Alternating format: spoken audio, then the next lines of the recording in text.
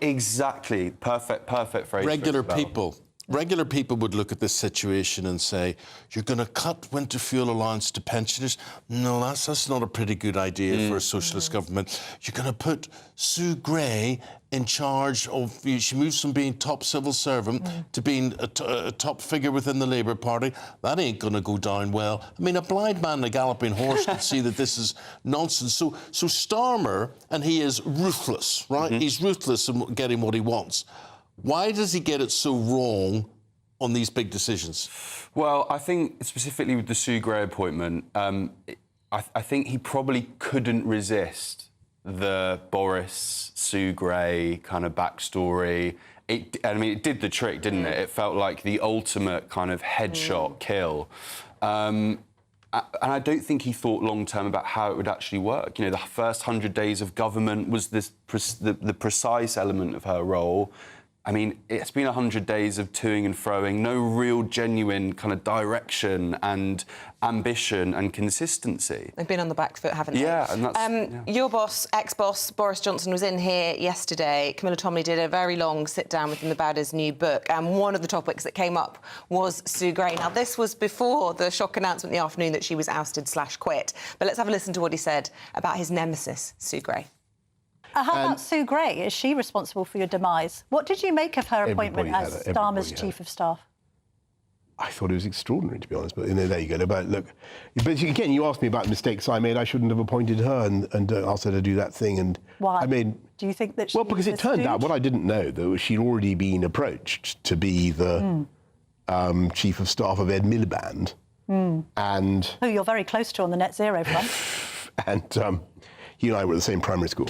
But Sue Gray, should she not have been appointed? Should she not have that role in Downing Street? She's in a very influential position. I think that, look, I mean, it's far be it from me to intrude on Labour's private grief, but, you know, I do wonder what the hell on earth is going on with those guys. I mean, you know, this guy, Wahid Ali, why is he giving money to... What was it about this MP called Conlon that made him... money for wallpaper and things. No, on the contrary, as soon as I knew that money going into what was then the ill-fated refurbishment fund for the whole of Number 10, as soon as I knew that it had come from a particular Tory donor, I paid him back in full, because I thought I cannot be, even though the money was going on the blooming Number 10 flat, which was, you know, not something that I owned. Well, do you think Starmer's getting an easy ride compared to how you were treated when you made these sorts of errors? Is he getting off lightly with Gate and I'm freebies? sure people were totally right to try to beat me up and, you know, whatever. That's politics. And look, I don't blame the Tory party for wanting to chuck me out if they thought that was genuinely, you know, that's what Tories do. That's how they behave. Regicidal. I tried to explain to them that it would not end well. Okay. And it didn't. Hasn't even ended yet. Now, Oscar, that was getting your blood pressure up. So what was particularly... You had to advise that man. Yeah. What would you have advised him about that interview? Well, look, I think it's good to see him again. It's good to see him again. Look, I think how he resisted really kind of sticking the boot on Sue Gray is interesting. I think that Teflon Boris does apply sometimes in a very personal way, in that he probably doesn't hold a grudge on it at this point anymore. But he couldn't answer a single question without obfuscating or smirking or... It was a very, very difficult interview for Camilla Tominey, who had to almost be schoolmarmish in saying, you're distracting again, Boris. No, that's not what I asked you. I don't want to know what school Ed Miliband went to. I'm asking you about this. And he was off on tangents. I mean, was that what they talk about the shopping trolley analogy? It was a bit like that, wasn't it? Well, there's a real fine line because, you know, you watch someone like Keir Starmer who looks like he's been, you know, plugged in by, you know, kind of generic robot AI technology, and then you see someone with genuine charisma, and when you interview someone who has thoughts are naturally coming to their head, they're not pre-rehearsed. He's actually thinking about what he's saying. But however, you know, you want sometimes structure and you want genuine, real insight and kind of like that professionalism that gives you that insight. Oscar, next time you come back, and I just want to raise this question to people. It never ceases to amaze me. I mean, I've been in Downing Street, number 10, number 11, quite a lot. And to me, if the place is decrepit looking, it reflects. For instance, if your Prime Minister, let's take Margaret Thatcher, if Margaret Thatcher was appearing in public and her hair wasn't right, it would reflect on the country. The interior of Downing Street reflects on the country as well. Why don't people just shut up and realise that these things have got to be done to a certain standard, and there shouldn't be all this argument about it. And so when we come back, I want to talk about gifts and how people are funded and where they should be getting them and where they shouldn't be getting them. You know, I don't think Starmer should be getting a box at Arsenal Football Club, but I think that they could invite him every now and again. Should be too busy, though, right? That's the point people made to me. It's like, why have you got time, mate? Aren't you working 24 hours a day in the most important job anyone could ever That's a fair point. But you see the sort of questions we're raising here. How should we fund our politicians? What should they receive and what shouldn't they? We were thinking that, you know, Downing Street should be brought right up to date, because there's sometimes you go into these places and you go, what? I mean, there's nothing posh in Downing Street. Strip lights and the whatever else it is. It's and a lot of civil service cheap filing tea, cabinets coffee. about the place and whatever it has to be. Oh, dear. Jacqueline Kennedy, when she went into the White House, that was her big thing, to revamp the White House totally. And it was sort of carried on since then. So keep that thought in your head. Let us know what you would do. Express your views. There's how you have your say. Oscar Redrup, lovely to hear from you. Thank you. Back shortly. Okay, thank you very much. Right, Hurricane Kirk, I think is the name of it. Gale force winds, Hurricane Kirk with a K. So that means gale force winds, heavy rain on their way, set to batter the country this week. So that'll be fun. OK. Well, here we are, boldly going where no one has gone before with Catherine Chalk.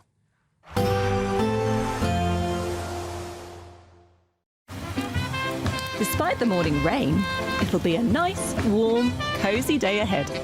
Boxed heat pumps, sponsors of weather on GB News. Good morning. Welcome to your GB News weather update from the Met Office. It's going to be a case of sunny spells, scattered showers today. We still have some rain in Scotland before turning colder later on in the week. So we've got some heavy spells of rain persisting across northern Scotland. That will gradually move its way northwards. But across much of England and Wales and Northern Ireland, it's a case of sunny spells, scattered showers developing through the afternoon. We've already got a band across northern parts of England, but the showers could turn heavy, possibly with the odd rumble of thunder too, but highs up to 17, possibly 18 degrees in the sunshine, more unpleasant towards the north. But as we go through Monday evening, there could be some difficult driving conditions through rush hour towards the south and west, as we have some heavy spells of rain moving their way northwards. Drier for a time towards the south and east, with some early evening sunshine across Northern Ireland and parts of northwestern England as well. Still a few showers remaining across parts of Scotland, but towards the north, we've still got outbreaks of rain across Orkney and Shetland during Monday night. So through Monday evening and overnight, this band of rain across the Midlands into parts of the southeast of England will continue to push its way northwards, and again could be heavy at times. Towards the south, we then see another spell of showers moving through. There'll be some clear spells in between, but generally a mild night with temperatures holding up into the double figures. So to start Tuesday morning, some heavy spells of rain across Northern Ireland, parts of northern England into Scotland. Towards the south, some sunny spells, but also some frequent showers that could be on the heavy side, especially towards the south and west, mixed in with some sunshine too. Breezy towards the south and towards the far north. Chilly here, but in the sunshine, we could reach highs of 16 or 17. Bye-bye. A chilly start will give way to a lovely, warm afternoon. Boxed heat pumps, sponsors of weather on GB News. Good Afternoon Britain isn't just about us. The wonderful thing about this programme is it's about everyone watching. It's an interactive programme. Well, there absolutely is something to see here, and we're going to be talking about it more. Whether it's breaking royal news, Will, please bring us up to date. Or indeed a particularly punchy speech in the House of Commons. Very, very curious. We bring it to you live, and then we bring you live reaction as well. That's Good Afternoon Britain, weekdays from midday. Only on GB News, the People's Channel, Britain's news channel. Sunday with Michael Portillo from 11, only on GB News. Founded in 1990 in Knightsbridge in London, The Beverly Hills Bakery offers some of the finest American baked goods in the United Kingdom. Beverly Hills Bakery has delivered gifts to all the UK Prime Ministers of the last 20 years, with, I think, the exception of Sir Keir Starmer so far, and provided gifts for the royal family and for royal births. As we near the 35th anniversary of the bakery, I'm joined by the owner and head pastry chef, Rosa de Souza, and Manuel de Souza, who is the director of the Beverly Hills Bakery. How marvellous to see you both. Welcome to GB News. Thank you for inviting us. So, why has this formula worked? Why did London need a Beverly Hills Bakery? What we do is we're a bakery, but underlying it's actually a gifting experience. Right. So this is an alternative to flowers. So in terms of concept, that has maintained its originality despite going on for 35 years. And in fact, what I do is I often ask myself, why is it going strong? To remind myself to focus on those things that we need to focus on. So instead of sending a bunch of flowers, you send a beautiful box of cakes like that, or confection like that, complete with bunnies and so on. Exactly. So you have the concept on the one hand, but you also need the quality of product that goes inside. And I think that's where Beverly Hills Bakery has got a great product. And it's where Rosa comes in, isn't Yes. it? Yes. So when did you start to bake? Did you start to bake domestically in your home, and did it spread from there? We started from home. My mother's baking, where we didn't have all the stoves and things like that. We baked on the charcoal, you know, like figurines. Yes. And we started baking. I learned from my mother the baking. GB News, the People's Channel. Why go out on a Friday night when Friday night comes straight to your home? Talking about. Join me and my A-team of top pundits. Chemistry tonight is electric. As we tackle the big stories of the day with wit, insight and fearless energy. Man of the people. It's all vibe. Just a filing cabinet on wheels with a tie on. So, order in Friday Night Live with me, Mark Dolan, every Friday at 8, only on GB News, the People's Channel, Britain's news channel.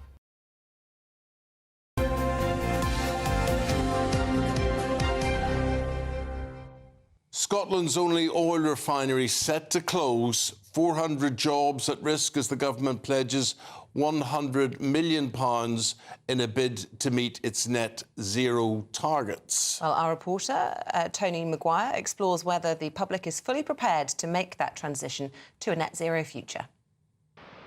After 100 years of operation, owners of Grangemouth Refinery confirmed it will close next year, with around 400 jobs set to go. Petro-Ineos says it's losing more than £380,000 a day, blaming its reversal in fortunes on the plummeting demand for fuel. The news sent shockwaves through the community, and locals now fear a cascade of departures will devastate this once prosperous town. I bought my house here because it was a place to be. Try selling my house now, I wouldn't get anything for it. And it'll be a ghost town. There's going to be a ghost town. Look at it, the shops are empty. One place will shut down, then another place will shut down, and then within 2-3 years, we're going to see Grangemouth, unfortunately, being the dead town. Some have blamed the sharp decline in fuel demand on electric vehicle sales targets. To meet the 2030 target, 4 in 5 car sales will need to be electric. Arnold Clark is a key player in Scotland's vehicle market, and this innovation centre in Glasgow is a new frontier facility supporting the EV rollout. Group Sales Training Manager Louise Joyce says hitting future targets is tough to predict, but doing so will take a concerted effort. I think there's too many people need to come to the table to make sure that that absolutely happens. The manufacturers need to come to the table with the product at prices that people are able to purchase it at. We need to come to the table to make sure our people are skilled and knowledgeable to be able to have these conversations, and the infrastructure of the charging network needs to be there, plus the regulators and the government. As net zero targets draw closer, communities all over are impacted in a variety of ways. Outside Glasgow city limits, this new build estate is already clogged with vehicles trying to escape LEZ restrictions and city centre parking fees. And here in the West End, resident parking permits are going up by as much as 170%, tiered to reflect CO2 emissions. Back in 2021, Glasgow COP26 agreed on a just transition to net zero. But the acceleration of the national green agenda still risks leaving many stuck in a jam. Tony Maguire, GB News. Net zero, what does it mean? What's the effect of it all? And the effects on communities like Grangemouth. What happens next? Let us know your views. Now, just 3 weeks left to grab your chance to win our biggest cash prize so far, which is £36,000. Make sure you don't miss out. Watching on demand. Good luck. Every time Paul Coyte comes in here, I think I've won the jackpot. I do, absolutely. Yeah, my seat is going down again. Look, can you still see me? You got that sinking feeling. I had that sinking feeling actually yesterday afternoon when I was watching Spurs. So let's not. Well, that's a whole other story, isn't it? Dear. And we'll have that story with Paul right after this short break.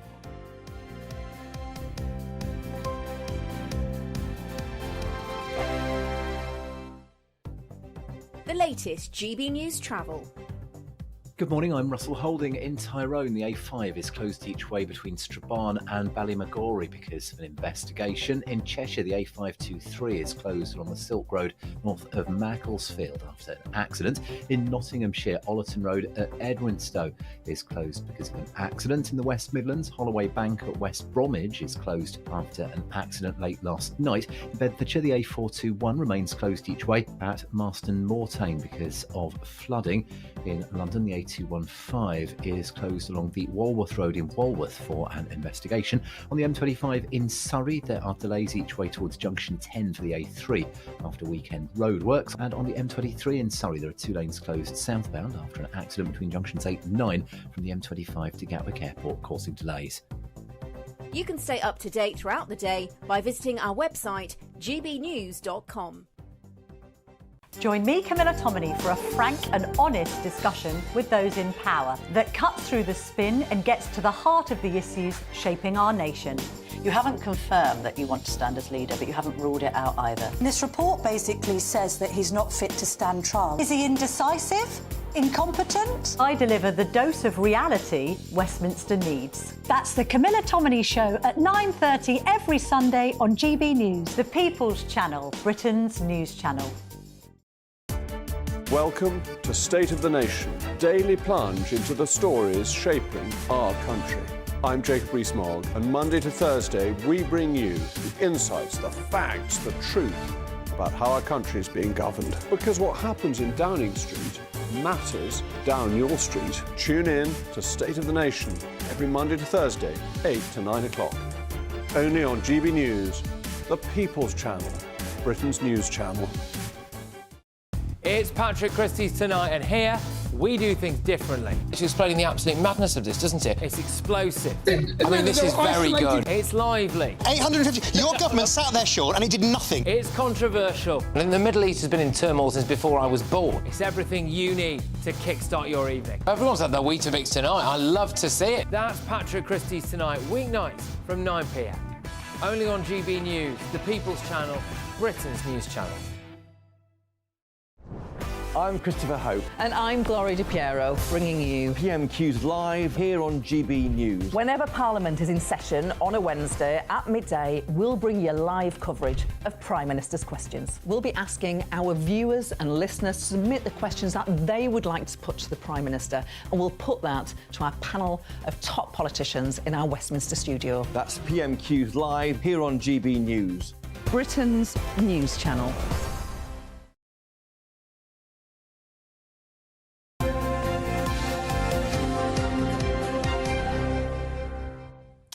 So as we sit here on a Monday morning, you think, you know, come payday, how much am I going to get? What is Paul Pogba's minimum wage? Cool, I thought you meant me for a minute. Oh, well, that is minimum. I know, it really is. But, you know, let's face it, it's what I deserve. You know, it's understandable. You want to start with Paul Pogba? With all the football that's gone on, we want to start with Paul Pogba? I'm happy to do that. No, that's fine. That's fine. Four-year drug ban. Yeah. Because he got done for. He was tested positive for DHEA, which boosts testosterone, and then he goes to the Court of Arbitration for Sport. I mean, this Court of Arbitration for Sport doesn't matter whatever you get banned for. You go to them and they go, "Oh, that's okay. Oh, we give you 18 months. That's okay. I'm sure you didn't mean to do it." So Paul Pogba was on £1,700 a month, minimum wage for a footballer. £1,700 a month? Yeah. This was after he was banned? Yeah, when he was banned. So that's all Juventus had to pay him, was £1,700 a month. But the ban comes to an end in a couple of months' time, so he will then go up from £1,700 a month to how much a month, do you reckon? Oh, well, he has to be earning. He has to be earning a minimum of £500,000 a year. Well, gosh, a week. Let me help you out. £800,000 a month. So he's gone from £1,700 to $800,000 a month.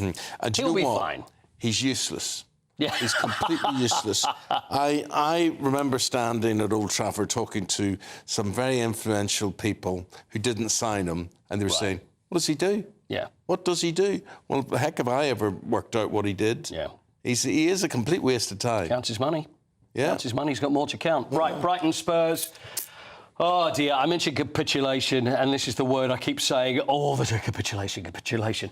Spurs played Brighton yesterday and were 2-0 up at half-time. So it was at Brighton. It was at the Amex Stadium.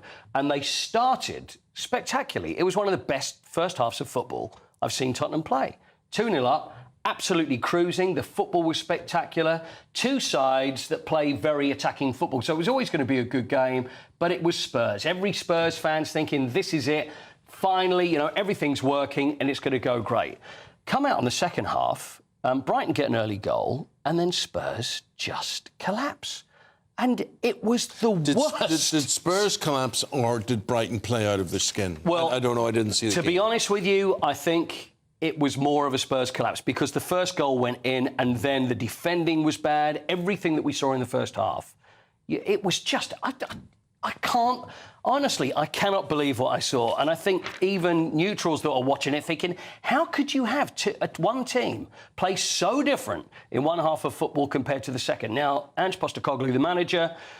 I've mentioned him before, you often get a good mate or a bad mate. So if you speak to him and he's happy, it's like, mate, or you get... Mate. You know what? Things were so bad, there was not even a use of a mate. There wasn't even a mate involved. Spurs are now the first club to lose 10 times after being 2-0 up in a game in the Premier League. That's right. Yeah.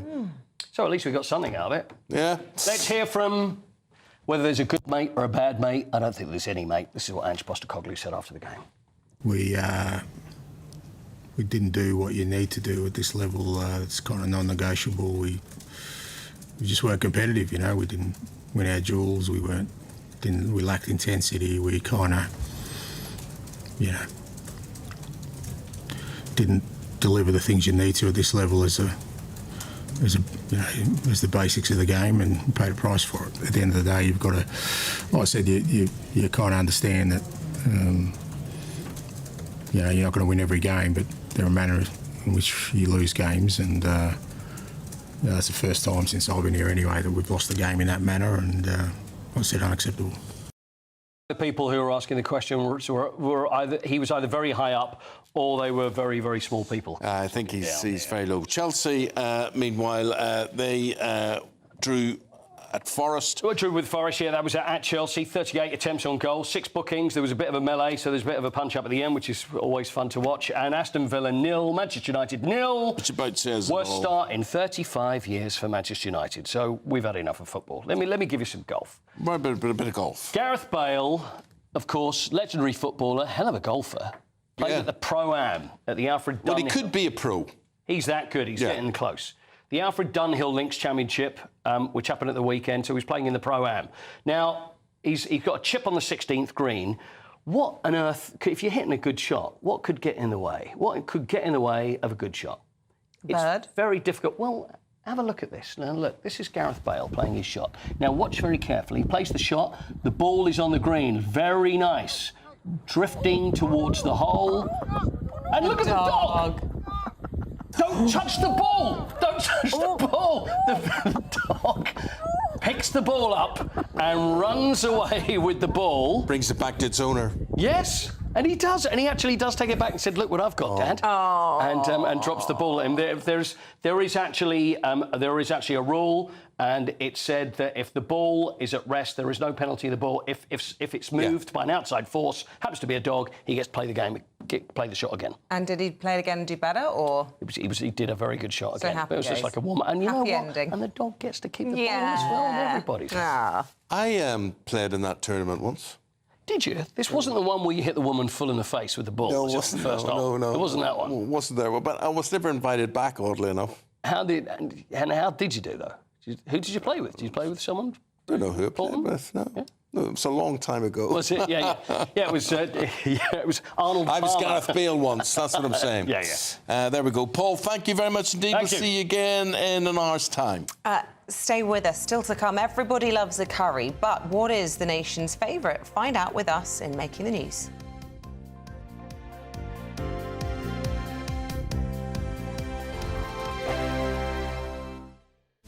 This is Britain's Newsroom, where your voice matters. It's just astonishing. With expert analysis and honest opinion, we don't just keep you informed. We bring you unique perspectives you won't see anywhere else. Can't argue with any of that. When the news happens, it happens here. On Britain's Newsroom, weekdays from 9:30 a.m. Only on GB News. Good afternoon, Britain. Weekdays from midday. National Trust Director General has said something rather curious. She's admitted that 70% of the charity's staff are Union Jack-hating progressive activists. Yes, this was speaking at a Labour Party fringe event. The boss of the charity, Hilary McGrady, acknowledged that there was a gap between her staff's views and the views held by the wider public. So was she being honest? Joining me now to discuss this is historian and broadcaster Rafe Hadel-Mankoo, who I believe is with me. Rafe, thank you very much indeed. Can this be true? The founders of the National Trust and later figures involved in it, like my hero James Lees-Milne, were really motivated by love of nation. But I think that love of nation in the Trust has become actively, national self-loathing. And that's really the state of modern Britain. And with the Trust, what we've done is we've actually entrusted our national heritage to those people who actually actively despise our national heritage. And it's utter madness. Have these people wanted to take over charities like the National Trust for their political ends, or is it just something that happens? Is it just the type of people who work in charities? This has been part of the long march through the institutions, that people need to understand that Britain is now a post-revolutionary society. So the buildings that house our institutions look the same, but the people who now run them bear no comparison to the generations who lovingly built and ran them. They are cuckoos in the nest, and we need to understand that. And of course, once you realize that, of course, that explains completely why, the National Trust and others have crudely tried to denigrate our national heroes and link them and their houses to colonialism and slavery, as they ludicrously tried to do. GB News, the People's Channel. If you want your news to be straight talking... This is the nightmare for the Conservatives again. Down to earth. It's not just Nottingham where this is happening, is it? And most importantly, honest. Hard-working, middle-class taxpayers, they'll get their book thrown at them. They catch me, Martin Daubney, Monday to Friday, 3 till 6 p.m. on GB News, Britain's news channel. Join me, Nana Akwe, for an informative, interactive news programme with a difference. It's fun. No, he didn't say that, though. I'm so surprised. I think there's an element of truth to that. Join me from 3 p.m. every weekend, only on GB News, Britain's news channel.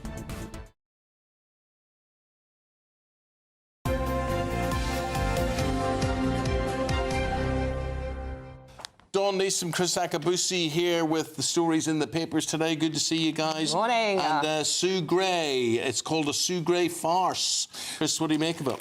Well, the first 100 days of the Labour government have been eventful, to say the least. And all the headlines, Gray ousted in Labour coup, Starmer's chief Sue Gray exits her sinking ship. It's very difficult because apparently when Labour won, the adults were going to be back in the room, but they've had nothing but turmoil ever since. And she's going to be replaced by a guy called Morgan McSweeney. And the interesting thing is that McSweeney was involved with Starmer in ousting all the Corbynistas, etc., from that party. And it seems that his final coup de grace is to get her out of the way as well. And apparently, if I'm reading rightly, his wife is a private personal secretary to somebody in the Treasury. In the Treasury. So pillow it's not talk. What you know, it's who you know. Well, exactly that. But just imagine the pillow talk at night time, because often those two houses, 10 and 11, have got a little bit of tension between them. What gets shared?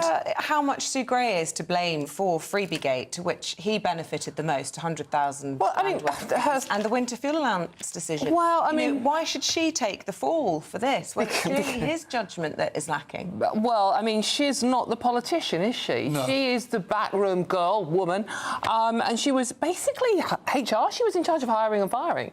So, I mean, this is the power struggle. Morgan McSweeney has obviously won the power struggle.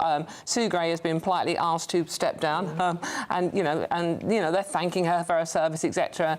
And it was all so much leaking going on, though, wasn't there, Isabel? The fact, she was on £170,000 a year, while the Prime Minister. She's still going to be on £170,000 a year for doing a job that nobody wants or Evidently needs. she's not. Evidently she's not. There is no one's leaked the new salary, and there is a bit of a leak that there might not actually be a salary for her new role, which is something out in the Shires. It is called Envoy for the Regions and Nations, Prime Minister's Envoy for the Regions. Yes, whatever that actually means. She may find her way up to the House of Lords pretty a peerage. That old keep them quiet, give them a peerage thing, which happens. But I mean, I think, she's been thrown under the bus. It was all very controversial. I Morgan think it'll be McSweeney interesting to see if her ousting will improve things, as obviously they think she's responsible for it. I would argue a lot of the decisions have showed poor judgment from Starmer. Can Morgan McSweeney whip them into shape? Let's see. Well, what you can see, again, Starmer and McSweeney, what they were very good at doing, as I said, was ousting the Labour Party of any sort of Labour people. I don't think she's associated with anything you're talking about. I think this is different internal politics, that she's been told she's a bit pain in the backside to somebody. Somebody who's close to Starmer didn't like it. They went into his office with someone else and they said, either she goes or we go. I don't think it's got anything to do with policy. Well, and on the policy thing... Headlines No, but the headlines, he made them.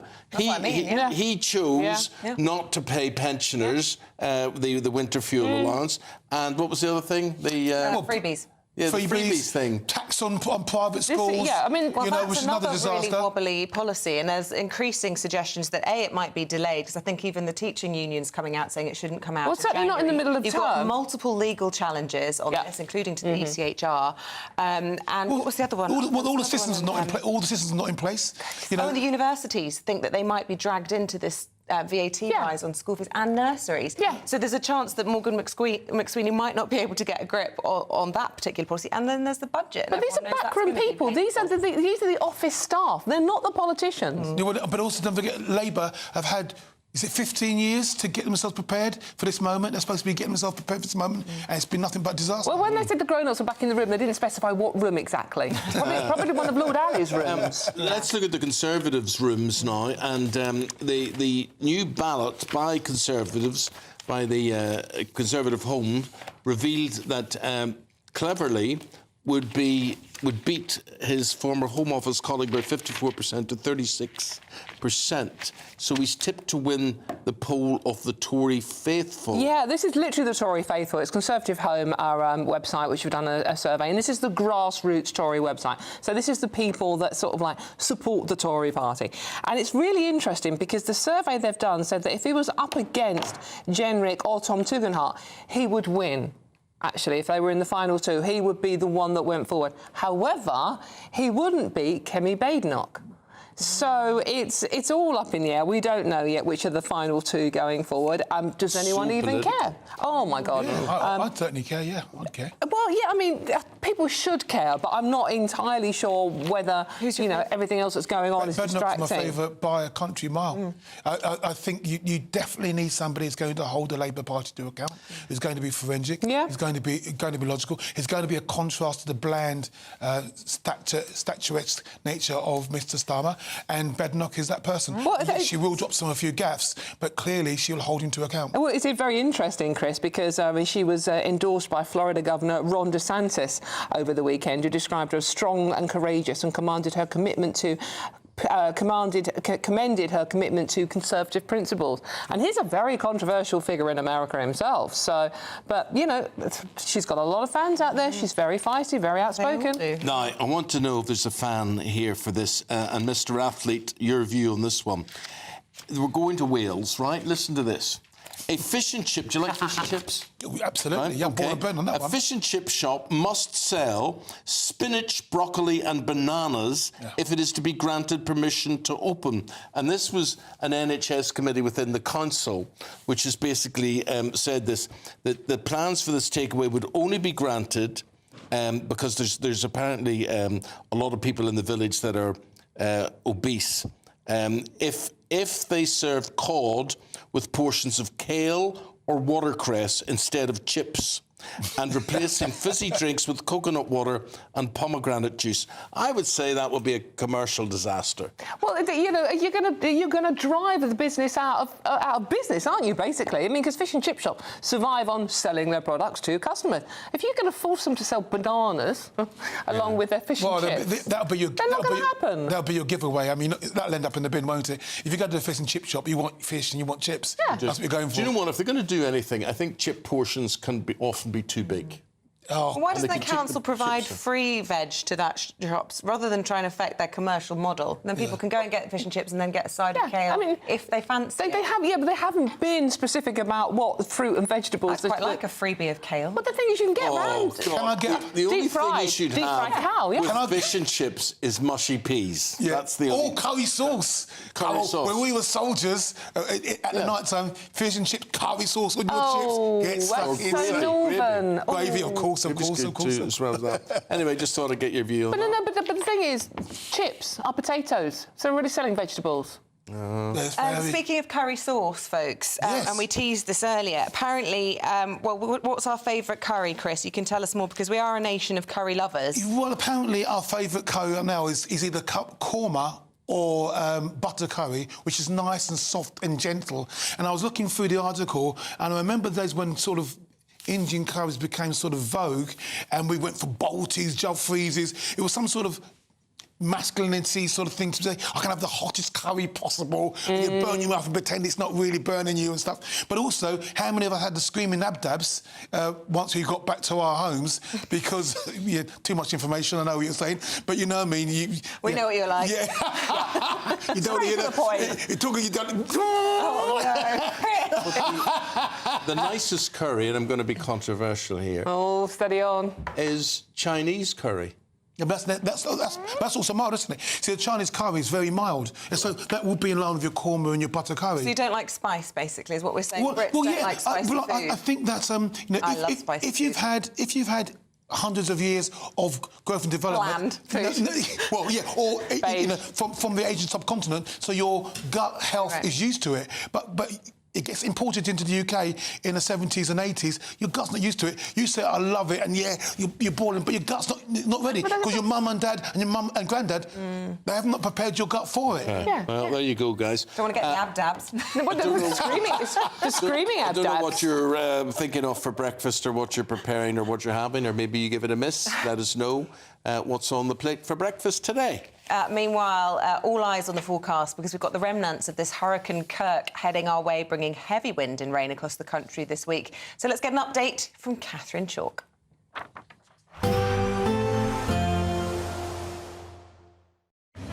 A nice bright morning will generate a lovely warm day, right through to the evening. Boxed Solar, sponsors of weather on GB News. Good morning. Welcome to your GB News weather update from the Met Office. It's going to be a case of sunny spells, scattered showers today. We still have some rain in Scotland before turning colder later on in the week. So we've got some heavy spells of rain persisting across northern Scotland. That will gradually move its way northwards. But across much of England and Wales and Northern Ireland, it's a case of sunny spells, scattered showers developing through the afternoon. We've already got a band across northern parts of England, but the showers could turn heavy, possibly with the odd rumble of thunder too, but highs up to 17, possibly 18 degrees in the sunshine, more unpleasant towards the north. But as we go through Monday evening, there could be some difficult driving conditions through rush hour towards the south and west, as we have some heavy spells of rain moving their way northwards. Drier for a time towards the south and east, with some early evening sunshine across Northern Ireland and parts of northwestern England as well. Still a few showers remaining across parts of Scotland, but towards the north, we've still got outbreaks of rain across Orkney and Shetland during Monday night. So through Monday evening and overnight, this band of rain across the Midlands into parts of the southeast of England will continue to push its way northwards, and again could be heavy at times. Towards the south, we then see another spell of showers moving through. There'll be some clear spells in between, but generally a mild night with temperatures holding up into the double figures. So to start Tuesday morning, some heavy spells of rain across Northern Ireland, parts of Northern England into Scotland. Towards the south, some sunny spells, but also some frequent showers that could be on the heavy side, especially towards the south and west, mixed in with some sunshine too. Breezy towards the south and towards the far north. Chilly here, but in the sunshine, we could reach highs of 16 or 17. Bye-bye. We can expect clear skies, leading to a light and warm day ahead. Lovely. Boxed Solar, sponsors of weather on GB News. The latest GB News travel. Good morning, I'm Russell Holding. In Tyrone, the A5 is closed each way between Strabane and Ballymacgory for an investigation. In Nottinghamshire, Ollerton Road is closed each way between Ollerton and Edwinstowe after an accident. In the West Midlands, Holloway Bank at West Bromwich is closed after an accident late last night. In Cambridgeshire, the A14 is partly blocked eastbound by an accident just before junction 18 at Spaldwick, with queues from junction 16 at Catworth. In Bedfordshire, the A421 remains blocked by flooding at Marston Morsane, with diversions off and back on via the slip roads. On the M25 in Surrey, the slip roads at junction 10 to and from the A3 remain closed where weekend roadworks have overrun, causing delays. On the M23 in Surrey, there are 2 lanes closed southbound after an accident between junctions 8 and 9 from the M25 to Gatwick Airport. And in East Sussex, the A295 is closed along Battle Road at Hailsham because of a burst water main. You can stay up to date throughout the day by visiting our website, gbnews.com. Good luck. Every Saturday, 10 till 12, we'll bring you all of the news that you need to know. We'll also remind you that there is so much to smile about. It's my favourite time of the week. I get to relax, enjoy some light-hearted stories, and let Ellie teach me about fashion too.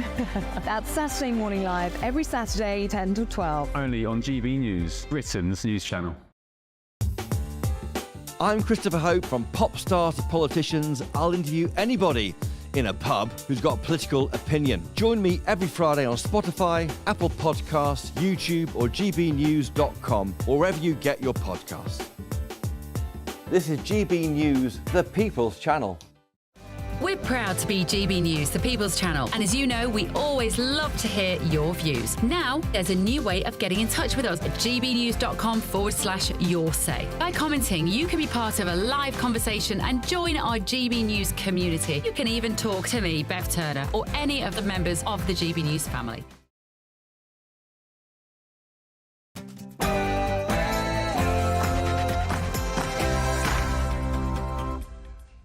Good morning. The pleas of a British mother to bring her daughter home after she was kidnapped on a day the world's remembering Hamas's October the 7th attack on Israel.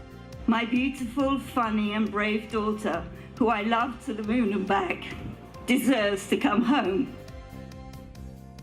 Just a reminder, 251 people were taken hostage. 97 are still trapped in Gaza. That's according to the Israeli government. This comes as Sir Keir Starmer calls on Britain to stand with the Jewish community as he reiterates calls for a ceasefire in the Middle East. Sue Gray is gone after just 3 months in the role as Sir Keir Starmer's Chief of Staff. She has quit after claiming her position risked becoming a distraction. Scotland's last remaining oil refinery is set to close, placing 400 people's jobs at risk. We've spoken to the local community hit by the government's drive towards net zero.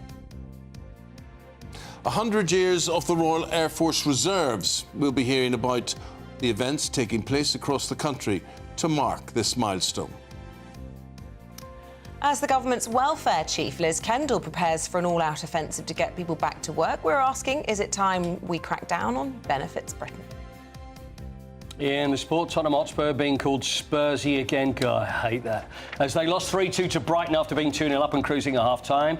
Although Eric Ten Hag says that Manchester United are improving, they dropped from 13th to 14th after drawing at Aston Villa.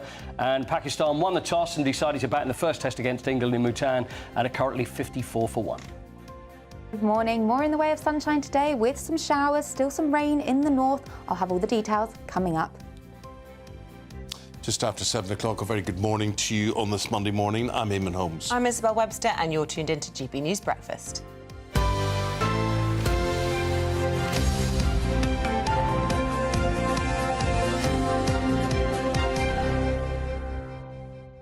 We start the programme this morning featuring a British mother. Her name is Mandy Damari, and she's made an emotional plea for the return of her daughter. Yes, Emily, who was kidnapped a year ago today as the world remembers Hamas's October the 7th attack on Israel. My beautiful, funny and brave daughter, who I love to the moon and back, deserves to come home. I need to hug her again, and I need to see her smile. Try to picture what she is going through. Since the 7th of October last year, she has been held a hostage by Hamas terrorists in the Gazan terror tunnels, 20 metres or more underground, kept in captivity, tortured, isolated, unable to eat, speak, or even move without someone else's permission. Government say 251 people were taken hostage, 91 still remaining in captivity. Well, last night, the Prime Minister released a statement calling on Britons to stand with the Jewish community on what he described as the darkest day in Jewish history since the Holocaust. Joining us now live is correspondent for the Daily Telegraph, that's Joachim Confino. Joachim, how do you feel on this this year-long anniversary? It's surreal that 1 year after the biggest massacre against Jews since the Holocaust, 101 hostages are still held in Gaza from 21 different countries, and the world seems to be doing absolutely nothing about this. I'm quite shocked, really, about what happened the past year. I'm shocked, of course, about what happened on October 7th, but the aftermath has just been horrendous. The gaslighting, the victim blaming, the denial of what happened on October the 7th, the hundreds of thousands of people going on streets across the Western capitals, basically supporting Hamas and Hezbollah and other terror groups, and not calling for a ceasefire. Let's not forget that. They're not calling for a ceasefire. They're calling for from the river to the sea, which has absolutely nothing to do with a ceasefire. It has to do with wiping out Israel from the map. So it's been a horrendous year, and I can only say that I feel that I myself am in a somewhat lucky position because I don't have any friends or family members who were killed, but most Israelis know someone who was either killed or taken hostage on October the 7th. We heard a clip just before we came to you, Jotam, of Emily Damari's mother saying, I need to see my daughter's smile, and the agony the families of these hostages must be going through, wondering how their loved ones are, wondering if they're safe, because there has been incessant shelling for the last 365 days into the Gaza Strip. Of course, a risk to the hostages there as well. What is being done by Benjamin Netanyahu to continue to try and assure that they'll be released? Because a lot of people are criticising him, aren't they, saying that his focus has shifted elsewhere, moving towards Lebanon and now talk of perhaps bombing strategic sites in Iran. What about the hostages, like Emily? Well, Netanyahu is not doing enough, and that's why hundreds of thousands of people have taken to the streets for months, calling for his resignation, genuinely showing their outrage with how the government has handled this whole war. I would say Netanyahu is responsible, but the ultimate actor responsible for all of this is Hamas. Hamas is the one holding all the hostages. Hamas is the one that insists on keep changing details in the ceasefire negotiations and generally just not wanting this ceasefire. If they wanted to, they would have released all the hostages, laid down their arms, and Israel would have left the Gaza Strip. But that's not happening. So yes, Netanyahu is to blame, But it's to not blame and to not hold the actors holding them hostage responsible, I think, is completely mistrued. Yotam, you say that Netanyahu isn't doing enough. What he is doing is killing people. 43,000 people have died, 41,000 of those Palestinian, nearly 2,000 Israeli. What on earth is actually being achieved? Is anything being achieved? Yes, Hamas's military capabilities have been defeated, more or less. Hamas is still present in Gaza, but if you compare Hamas's military capabilities today from, for example, last year, it's not even comparable. Israel estimates that around 20,000 terrorists have been killed belonging to Hamas, Islamic Jihad, or other terror groups. So roughly half of those who've been killed, that's according to Israeli estimates, they were members of terror groups. So yes, some things have been done. And of course, also more than 100 hostages were released in November last year. But again, we're far from done. As long as there's still hostages in there, as long as Hamas is still hiding behind civilians when they fight Israel, more civilians in Gaza will be killed. And this will just go on, not forever, but as long as Hamas still holds hostages, this won't end. Of course, the collateral on civilians in Gaza has drawn huge criticism from the international community and indeed from quarters of the Jewish community. I looked at the Jewish Council of Australia, who've been highly critical of some of the actions of the Israeli military as well within Gaza. But 1 year on from those horrific, egregious attacks on Israel, it feels as though we are further from peace than at any other stage in the last year. Would you agree with that? Yes, we are. And again, there's one reason for that. It's not just Hamas.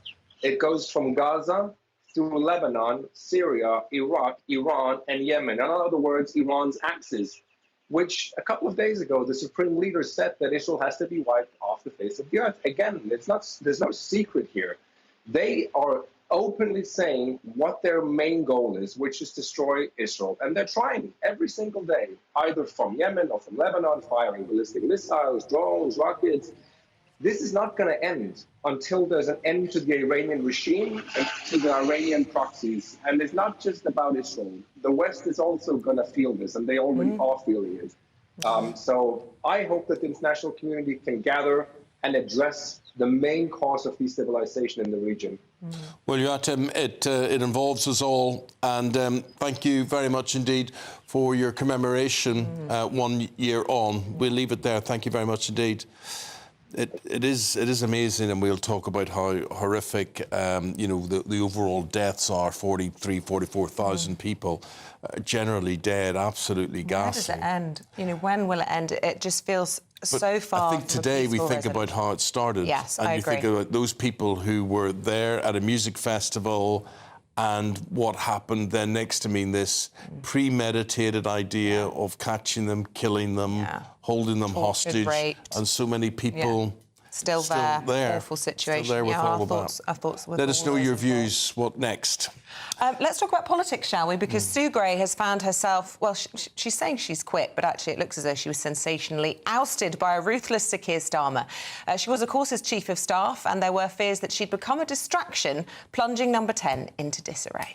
Now, her exit follows reports of tensions in Downing Street, including with the Prime Minister's chief advisor, Morgan McSweeney, who's now stepping into her role. Well, the former advisor to Boris Johnson, Oscar Redrop, joins us now. Obviously, there's probably a sense of delight from you and perhaps from Boris, because she was ultimately responsible, was she not, for part of his downfall? No grudges, but yeah. No grudges. But what do you think's gone on here? Because at the very least, it reveals that there have been serious tensions bubbling behind Downing Street, despite this sort of impression they've been trying to give that they are in control. It's been chaos. Completely. And that chaos is manifested in no structure, no overall vision or kind of buzz and excitement and drive for the country. And then in turn, that's created a vacuum where the infighting has taken over, not being able to get ahead of stories like the freebies row. That lack of political kind of cutthroat judgment where you're dictating the news cycle, the news agenda, just hasn't been there. And while Sue Gray is undoubtedly... God, doesn't need to hear it from me, like, is undoubtedly had an incredibly successful career. It felt like an odd fit, and it's proven to be the case. The ruthlessness that Starmer has shown, yeah, I get it. There is a ruthlessness there. But also... Why did it take him so long to Why did it take him so long? Ask, and perhaps, an element of incompetence, really, because, they do say, if you have to... When you hire someone and you sack them very quickly soon after, it's more a reflection on you as a boss as opposed to them as an employee.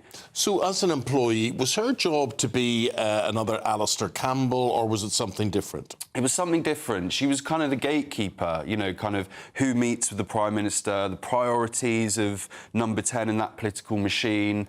She actually took charge of a thing called the grid, which is, they'll have like Monday, Tuesday, Wednesday, all the days of the week and all the big events and announcement of the government. She took charge of that. And for you, there was an absolute howler in the grid since they've come to power, which you would blame on her. Yeah, Tell us about that. So I'm not, I'm genuinely not the sharpest tool in the box, but even... I know I'm really not, but even I could spot that announcing the winter fuel announcement cuts to pensioners within 24 hours of giving train drivers, a huge boost in pay.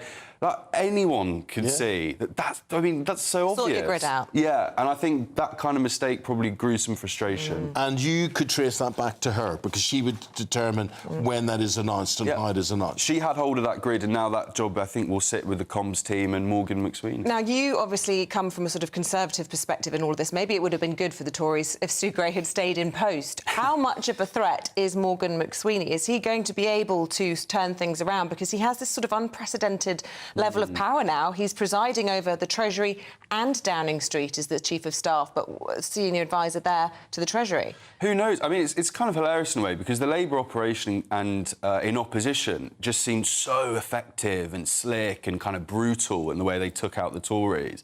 But since they've gone into number 10 and into government, it's been kind of anything but. So, we will see. I mean, one thing that has absolutely proven to be the case is that, honestly, like, number 10, that building, power... It does strange things to people. It really does. And Labour have not had the same operation since they've been in power. Last time you were on, I said to you, let's talk about how MPs are gifted things, or should they be gifted things, and what's within the realm or not. Now, I remember Cameron, and this just made me choke. This is, when he was elected Prime Minister, he was talking about, I will go to Downing Street on a bicycle. I will, I will not take... Now, I would take a Jaguar car, 4 Outrider motorbikes, whatever it is. I believe if you look the part, you are the part. And, of course, Cameron didn't stick to that at all. It was a lot of nonsense. But what actually should be given to politicians, and what should be the reserve of the state to pay them? Well, that's, kind of probably the most pertinent... Football tickets at Arsenal. That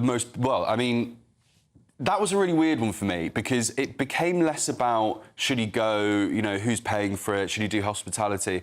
When I spoke to friends of mine who have no interest in politics whatsoever, they all kind of said, how's he got the time? It's a Sunday afternoon. Well, or a Saturday. Listen, but I think I'm telling you this. I've tried to buy football tickets at Arsenal before to see Man United playing. It's the most expensive ground in the country. He has a season ticket, doesn't he? Yeah. He's a season ticket holder, and they said it wasn't safe for him to be in the stands anymore, so they offered him a box, which he accepted. I get it. But I think that a lot of people are kind of going, so if you're Prime Minister, surely you're just working every single hour of the day. Did he not say that he would take the weekends off? With his Friday night. Yeah, his and wife's Jewish. Yeah, fair enough. Completely get that. But then you add the Saturday going to the football to it, and yeah, I don't think it's quite right. I think this is a job that is So if you've got a local MP and there's racing on at Lingfield or Redcar or whatever it happens to be, is it right that you should say, hello, MP, you represent us very well. We'd like to invite you to the races on Saturday. That will be quite good for you, be quite good for us, quite good profile. We've seen lots of politicians at the races, haven't we? We do, yeah. Look, it's about judgment. I think the thing that a lot of Conservatives have kind of quite maybe gleefully watched with the whole freebie row over the last few weeks is that the hypocrisy thing. Mr. Rules, you know, we're going to clear out all the kind of, you know, free gifts and all that kind of slight distaste that some people have for that kind of stuff. And, you know, like, most politicians are the same. Doesn't matter if they're Labour, Conservative, Lib Dem or whatever. They're trying to get through the day. By and large, they're trying to do the right thing. Occasionally, they might take a free football ticket to make that time pass a little bit easier. But I think the general public probably just wants some sound judgment and no hypocrisy. All right, Oscar, thank you, as always. Appreciate it. Thank you. Good to hear. Right, your views, as always, welcome. Have your say. You know how to do it. There's how you get in touch. Here's the weather forecast.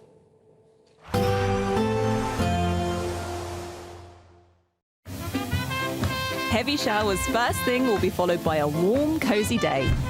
Boxed boilers, sponsors of weather on GB News.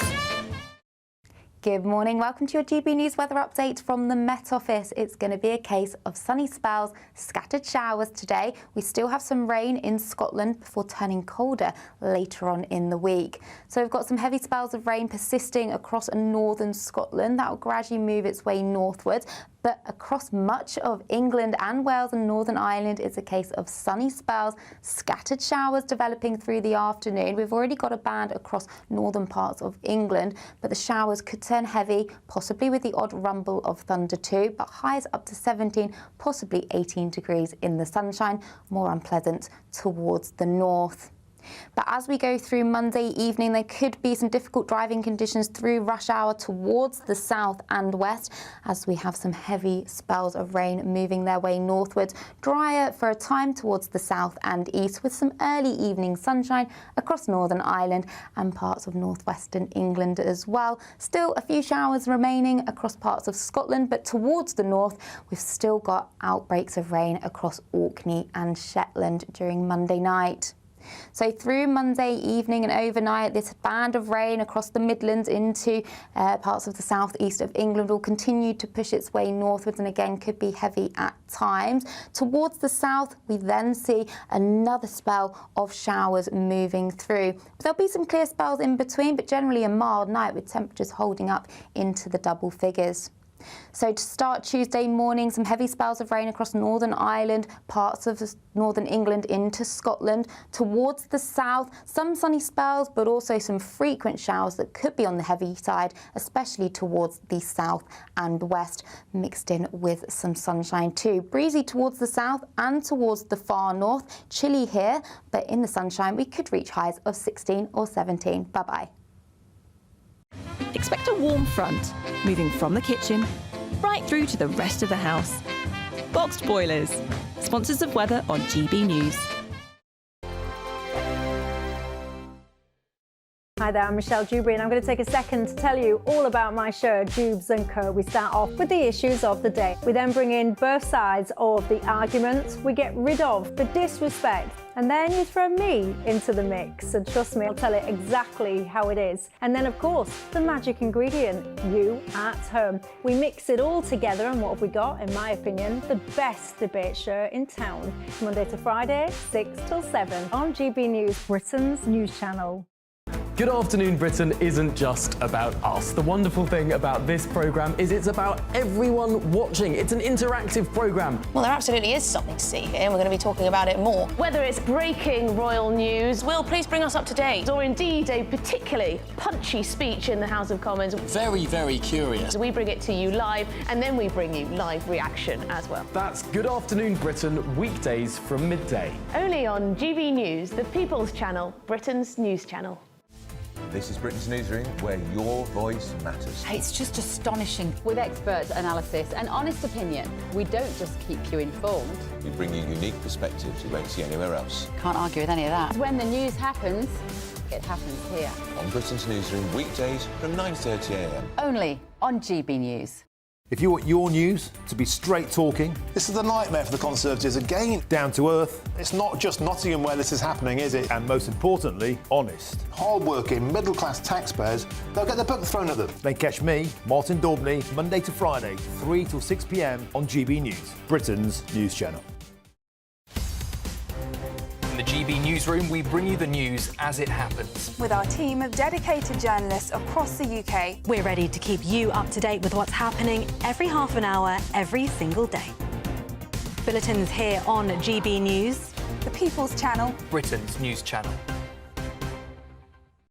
It's Patrick Christie's Tonight, and here we do things differently. It's explaining the absolute madness of this, doesn't it? It's explosive. I mean, this is very good. It's lively. 850. Your government sat there, Sean, and he did nothing. It's controversial. And the Middle East has been in turmoil since before I was born. It's everything you need to kickstart your evening. Everyone's had their Weetabix tonight. I love to see it. That's Patrick Christie's Tonight, weeknights from 9 p.m.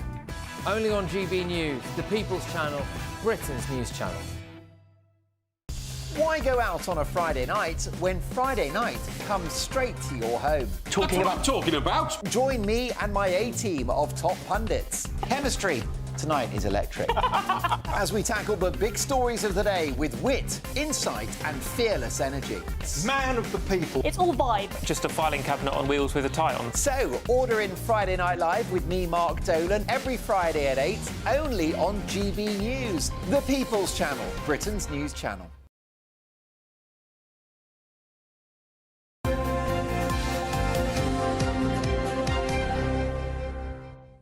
Welcome back. We're going to speak to the government now. We're joined by the Foreign Office Minister, Hamish Falconer. Good morning to you.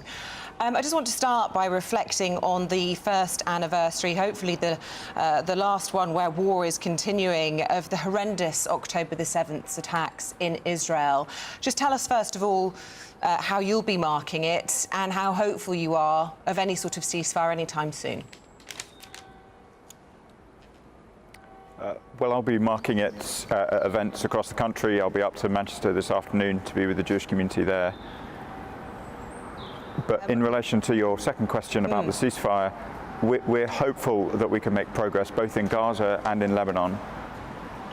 Can you give us an update on Sorry, there seems to be a bit of a delay on the line, but Emily Damari's face is being pictured on the front of many of the newspapers. She's a British-Israeli citizen who was taken hostage on October the 7th from her home. She's been 20 metres below ground for the last year. What's going on behind the scenes to try and help her come back to safety? So I saw Mandy's very moving message yesterday, and the first thing to say is I'm thinking with every hostage family. I used to be a hostage negotiator for the Foreign Office before I was a politician, and I know the absolute horror of the uncertainty that they will all be living with.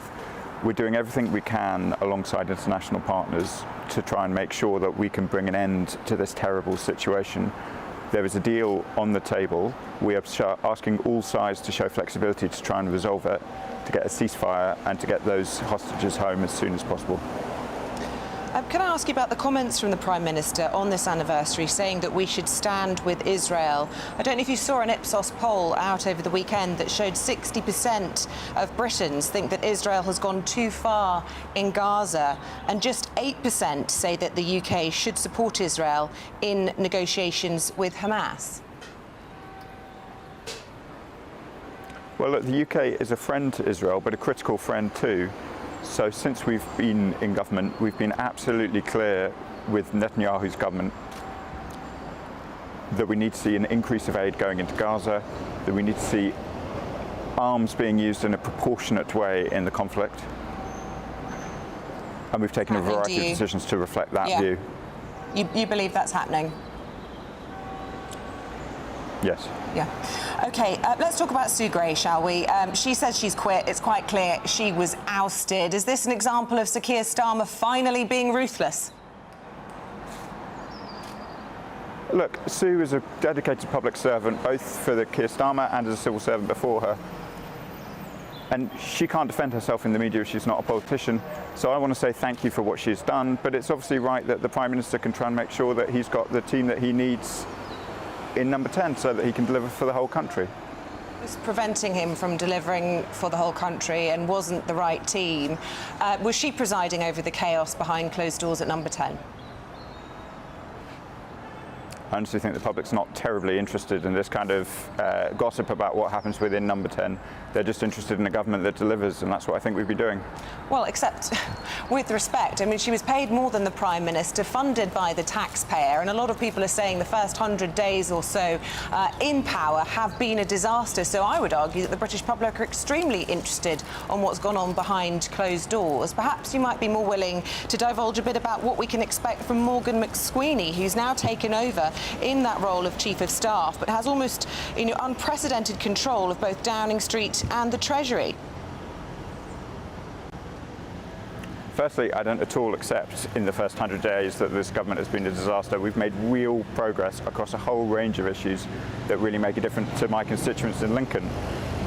Whether that's a pay rise for the junior doctors at Lincoln Hospital, stopping the previous government's terrible plans for Scampton, ending no-fault evictions under the Renters' Bill.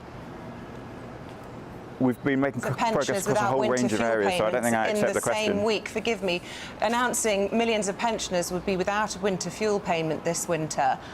And the same week that you gave inflation-busting pay rises to train drivers who are already on £70,000, not a resounding success. This week alone, we've heard about the Chagos Islands being handed away. We've got UK forces on red alert after Argentina have now vowed to recapture the islands. And your flagship policy on private schools seems to be in tatters. You think this has been a success, do you?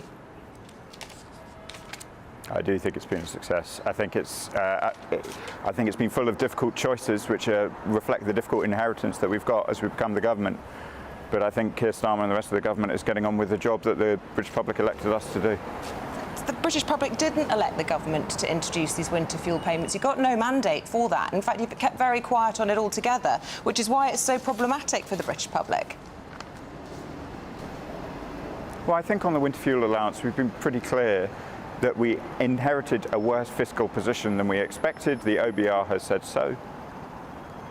Yes, but we've also heard that you've got more headroom coming from the Bank of England with which you get to choose how you spend it. And as you say, this is about political choices, and you're choosing to use it to make inflation-busting pay rises whilst taking money away from pensioners. So in terms of the headroom that the Bank of England says might be coming, on October the 30th, the Chancellor will set out the budget.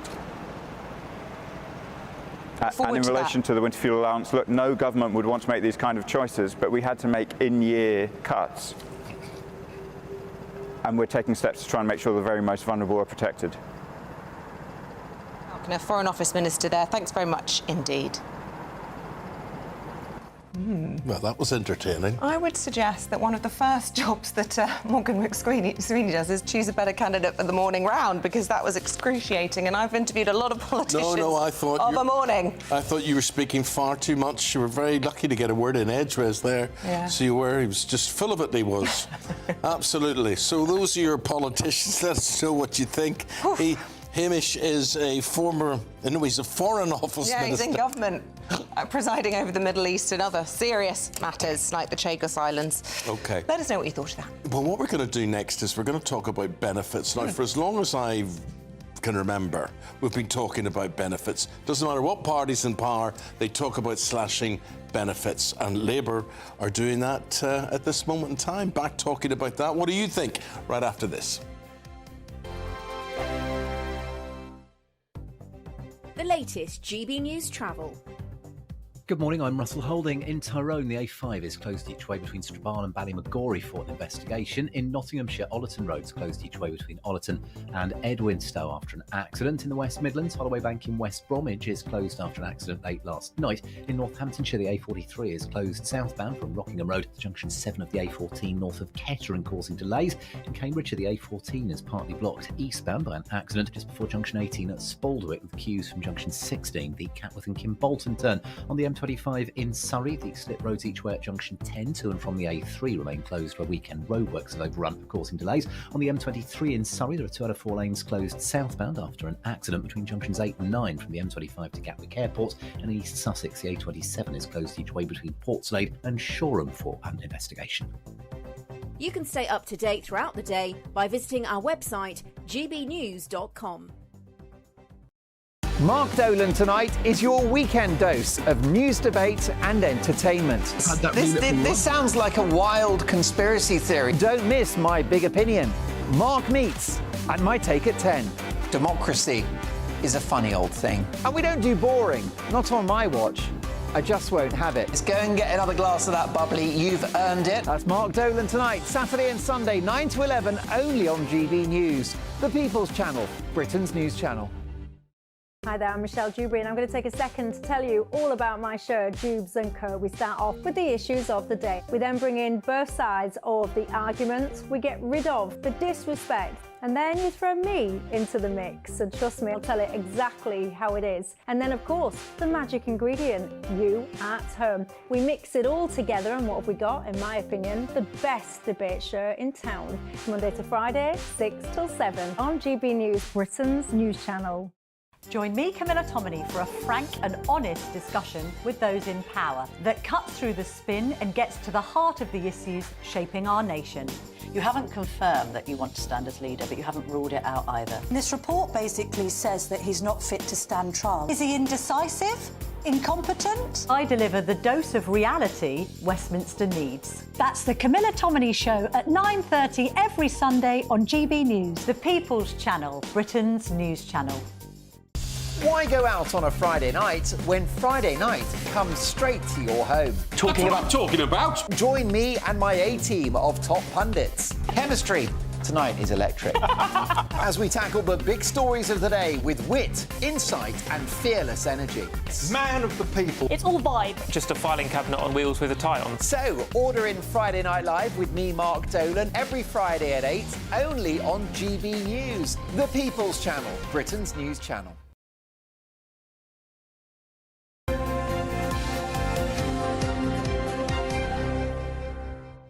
Now, I was just looking at various comments coming in from you having your say today, Grangemouth and the closing of the refinery there. Obviously, the Scottish Government don't want tourists because taking a car north of the border will be off the radar for sensible people, says Tom. Net zero will turn this country into a banana republic. What has happened to this country if we see kale for sale in a fish and chip shop? It says everything, says Ellie. It does say everything. Welsh is the name we're given for this one. Says korma is not a curry, it's a yoghurt. Interesting. If you don't have it in the morning, it wasn't a good... I don't think you read that. Oh, right, OK, right. Dex says a pot of mushy peas with a teaspoon of mint sauce mixed in. It's like an angel dancing on your tongue. Oh, you missed out the best bit. Butte. Butte. Oh, yeah, that does. Good. Well, peas and mint. The government has launched a crackdown on sickness benefits, warning work-shy Britons that welfare is not a one-way street. Yes, Number 10 are looking to create new one-stop shops, placing GPs, job advisors and trainers under the same roof, with mayors being given the power to run them. So, is it time to crack down on benefits Britain again? To discuss this, joined by former Conservative MP Neil Parish and health startup founder Georgia Bondi. Good morning to both of you. Georgia, could you tell me what this new system is, what way you think it will work? So I think they're really looking to put the onus on chronically ill people to get better faster, even though people don't actually have control over their own bodies and whether they can get better faster. They're looking to put GP offices inside job centres with the assumption that somehow GPs will be able to make people recover from chronic illness any faster than they already can, which is short-sighted and I think a money-saving exercise that will not work and will cause them to spend more money on disability and sickness benefits in the long term. Well, Neil, meanwhile, your government, last time around, they've obviously been spending too much, which is quite unlike a Conservative government.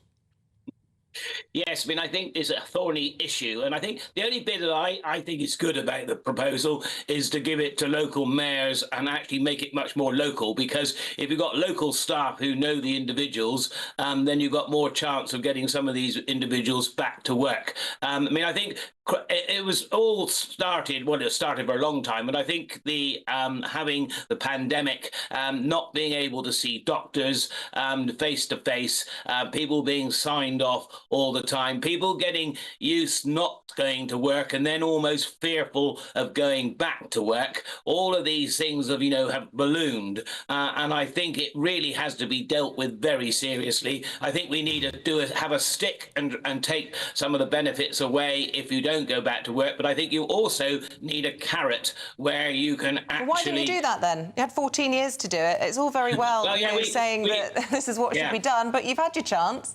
Well, universal credit was one of those things that was supposed to cure this problem. It didn't, because one of the reasons why, and you can look me up in Parliament because I was on about it when we were there. You've actually got to give people some extra money when they go back to work, not just lose pound for pound on benefit, because it does not encourage people back. I think the other problem is that a lot of people decide that if they go off of benefit back into work, they won't get back into benefit again, and all of these things plays on it, and I'm not saying for one moment we got it right, but I think now you've got to face people down and actually say, are you fit for work? Because if you are, you've got to go out and work, and unless you actually see a doctor face to face, that won't happen. And of course, I as a constituency MP had lots of people in to see me. Now, some of them were definitely sick. Some of them I don't believe were.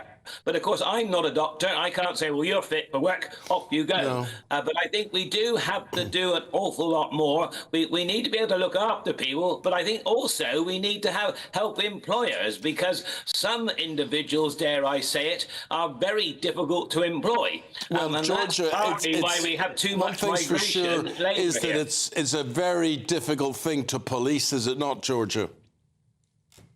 It is a difficult thing to police, but I think there's this massive story we tell about people on benefits that they're sort of having some kind of holiday. Being chronically ill is not a holiday, and I'm sure every single one of these people who are being questioned would much prefer to be living a life where they actually get to be productive and be part of the world and the community. It's this weird idea that people are just like, oh, I'm chilling at home. People aren't chilling at home, they're sick. There's a big difference.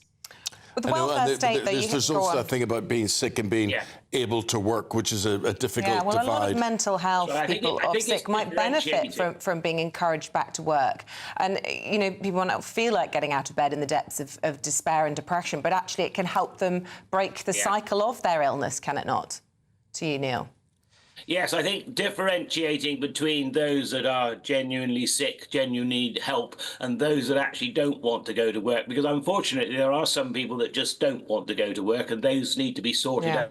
Those that are generally sick do definitely need help, and I think because everything is being sort of remote from everyone, because it's only recently really we've got back to being able to see a doctor physically, and all of those things have helped to perpetuate more people staying at home. And I entirely agree with you that getting people, if you can get back to work and you feel better in yourself, you then get better. But like I said, I think you've got to help the employers as well with when people do come back to work, because they find that, the employee finds that very difficult. And then, guys, of course, I'll be blunt with you. We've got to leave it there. We're out of time, but appreciate what you both have to say on the subject. Difficult thing to police, as we decided there. Thank you very much indeed, Georgia and Neil.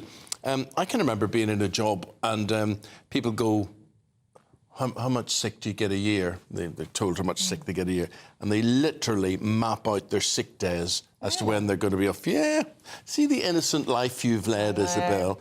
I've seen this, and I'll tell you where it's worse. Civil service. They absolutely know how much they can take, right up to the limit, what they're entitled to, and most of them take it. Crikey. The figures are there to back it up. Right, just 3 weeks left to grab your chance to win our biggest cash prize yet. It is a whopping... Well, if you won that, you wouldn't care about work, would you? 36 grand, 36 grand, and you could take all that time off work. You really cutting on demand. Good luck.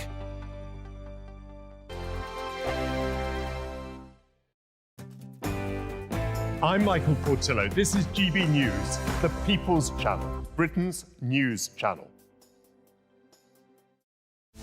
This is Britain's Newsroom, where your voice matters. It's just astonishing. With expert analysis and honest opinion, we don't just keep you informed. We bring you unique perspectives you won't see anywhere else. Can't argue with any of that. When the news happens, it happens here. On Britain's Newsroom, weekdays from 9:30 a.m. Only on GB News.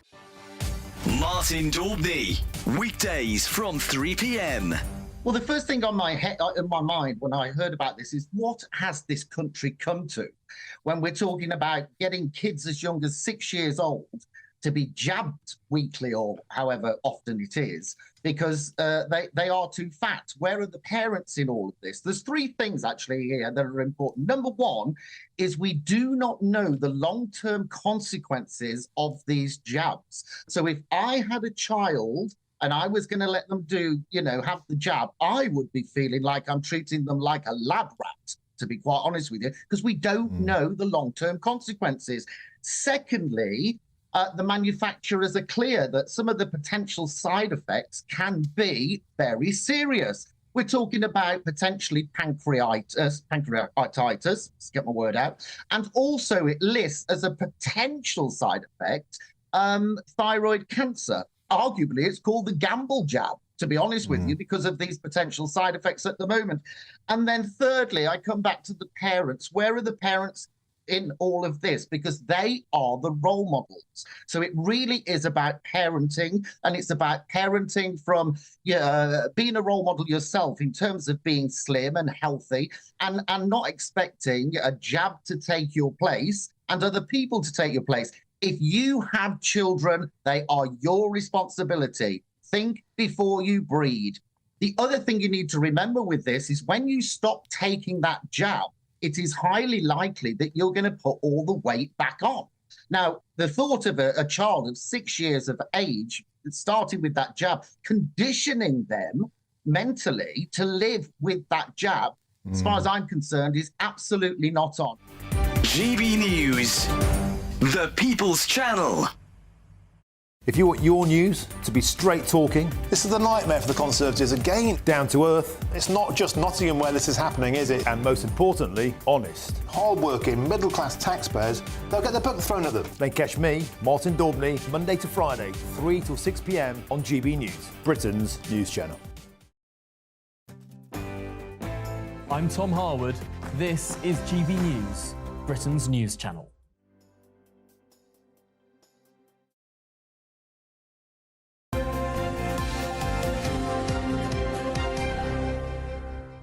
Chris and Dawn with things that are making you talk today.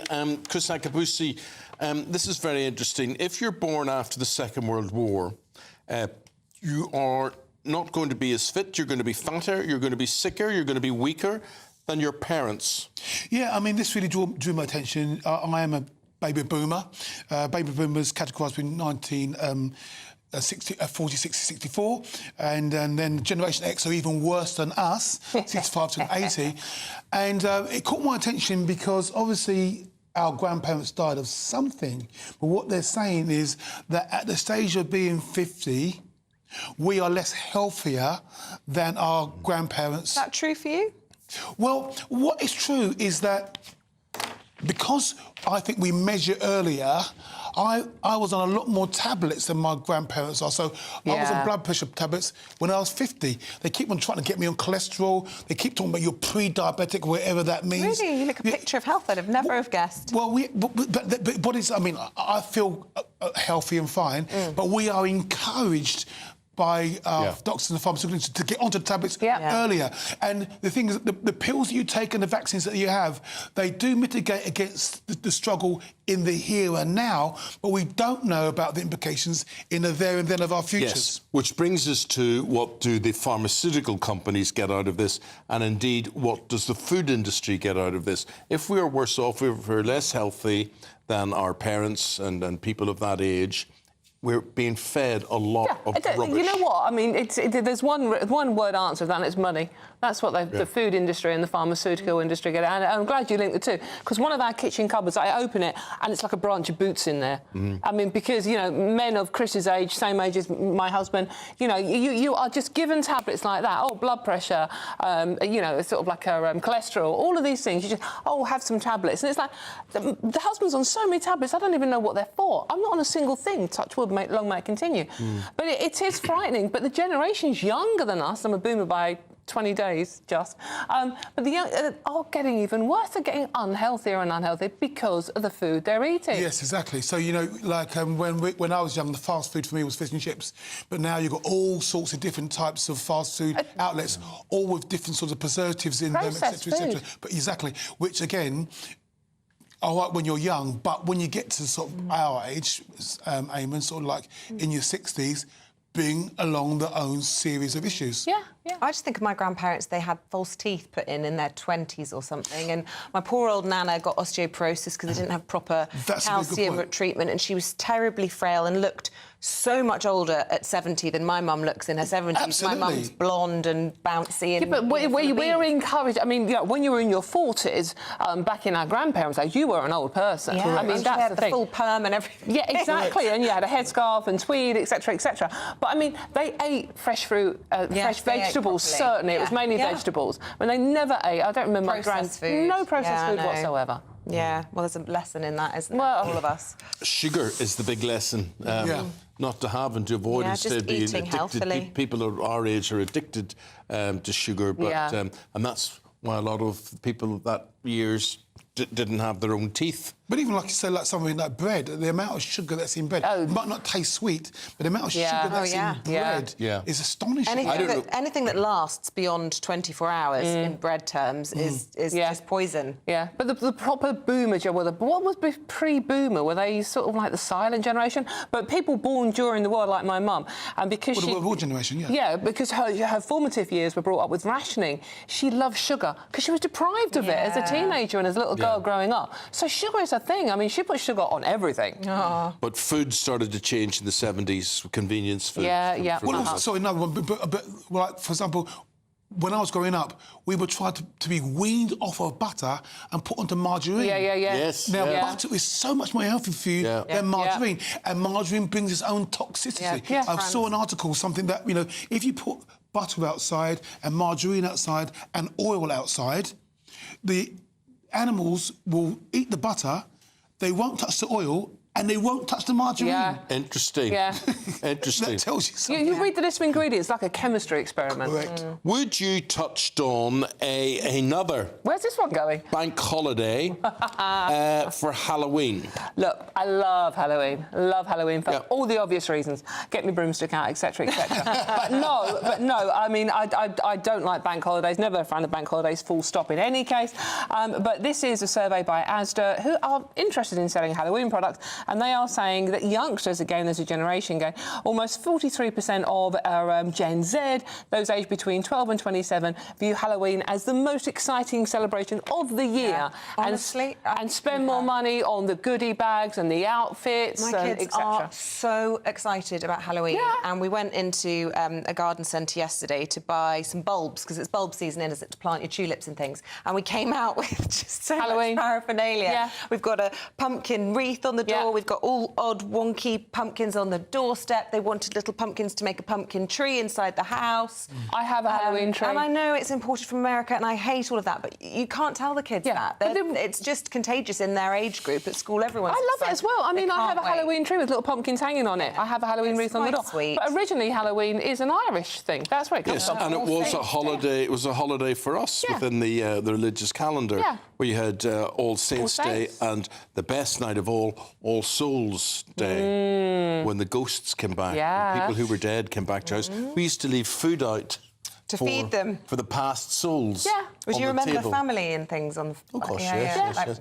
And you'd leave, and then they'd come down the next morning, and if there was a bite out of the biscuit or a drink of whiskey or whatever had been taken, then you went to your granny. Has been here. See, I love that. And the Americans nicked it and just commercialised it. That's what they did. So it's fun. Shall we talk about COVID? Apparently there's a new strain doing the rounds, Chris. This is in the Eye today. Yeah, so... well, here's the question, first of all. Someone says there's a new strain coming along.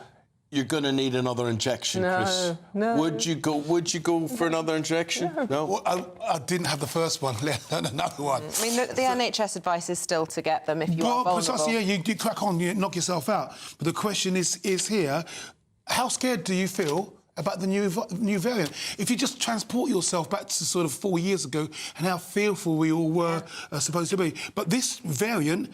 And what I loved is about the specificity. So it's 21% of the COVID around at the moment is this XEC. And on Thursday, it goes over the threshold to being 50%. So the most popular, fast, contagious variant will be this new one here. And so I'm asking, well, what are we doing about it? How do you feel about it? And are you worried? And if you had this COVID... would you not come to work? You know, are you measuring yourself to... because at the moment they're finding out because of the people that are in hospital. So the way we know about this is because people are in hospital. We're not being encouraged right now to test yourself, to worry about yourself, etc. And they're not in hospital because they've got COVID. No. They are being tested when they go into hospital for other procedures and they're saying, oh, you've got COVID, and you never knew about it. Some of them are in hospital with COVID. Some of them are, but very rarely. Most people are being tested as they are admitted to hospital, and oh, you've got COVID. But I'm just, you know, just a difference in approach. Now, no one's talking about it. It's here. It's amongst us, and it's I don't know what page is this. It's like page 5 in the Eye. I mean, I have a healthy respect for COVID because I lost my sense of taste and smell for maybe a year, 2 years completely. Oh, that's still. And it was after the first vaccine. Instantly, I got it back, but it's still not as strong as it was. And I always argued I'm deaf as a post, but I've actually got a good sense of smell. I don't anymore. So I have a healthy respect for it. I don't want to have COVID again. I'm sure I've had it a few times, but I don't like it, and I still think. I still haven't got a sense of taste and smell back properly. And I mean, I lost my sense of taste and smell literally straight after the first COVID vaccine, which I only had because I wanted to travel and go to places and wanted to be able to go to work, obviously. But I lost my sense of taste and smell, and I still haven't got it back normally. But it's here. Yeah. And you probably, you know, we've all probably had it. Yeah. It's proliferating through this, but we're not worried as much more. Yeah, we're living with it, aren't we? We're living with it. Dawn, does it surprise you that there are more illegal migrants in Britain than anywhere else in Europe? Absolutely not. I'm struggling to understand why this is a story. This is the front page of the Telegraph. And there are up to 745,000 illegal migrants in the UK, which accounts for 1 in 100 of the population and is equivalent to Leeds, basically. 750,000 illegal migrants in the country. It's double the 300,000 in France, obviously, because the French are letting them all come over here, and just ahead of Germany, which was 700,000. Then this is... The Home Office don't release these figures, by the way. I wonder why. So this is a study that's been led by Oxford University experts. So it's a serious study here, and it's actually, frankly, quite worrying. I heard someone suggesting that if there were... Well, the reason that it's lower in France and Germany is they have ID cards, whereas in the UK it's much easier to actually go under the radar, have a job, which you simply just couldn't do. Now, obviously, there's been lots of resistance to ID cards. Multiple politicians over the years have tried to impose them. I mean, I've never understood, if you've got nothing to hide, what's the problem? Why not have ID cards? It's, people talk about saying, show us your papers. Well, they have it in France, they have it in Germany. Anyway, we're running out of time. Let us know what you think about that. Would you want them here? That is the question. OK, let's have a look at the weather.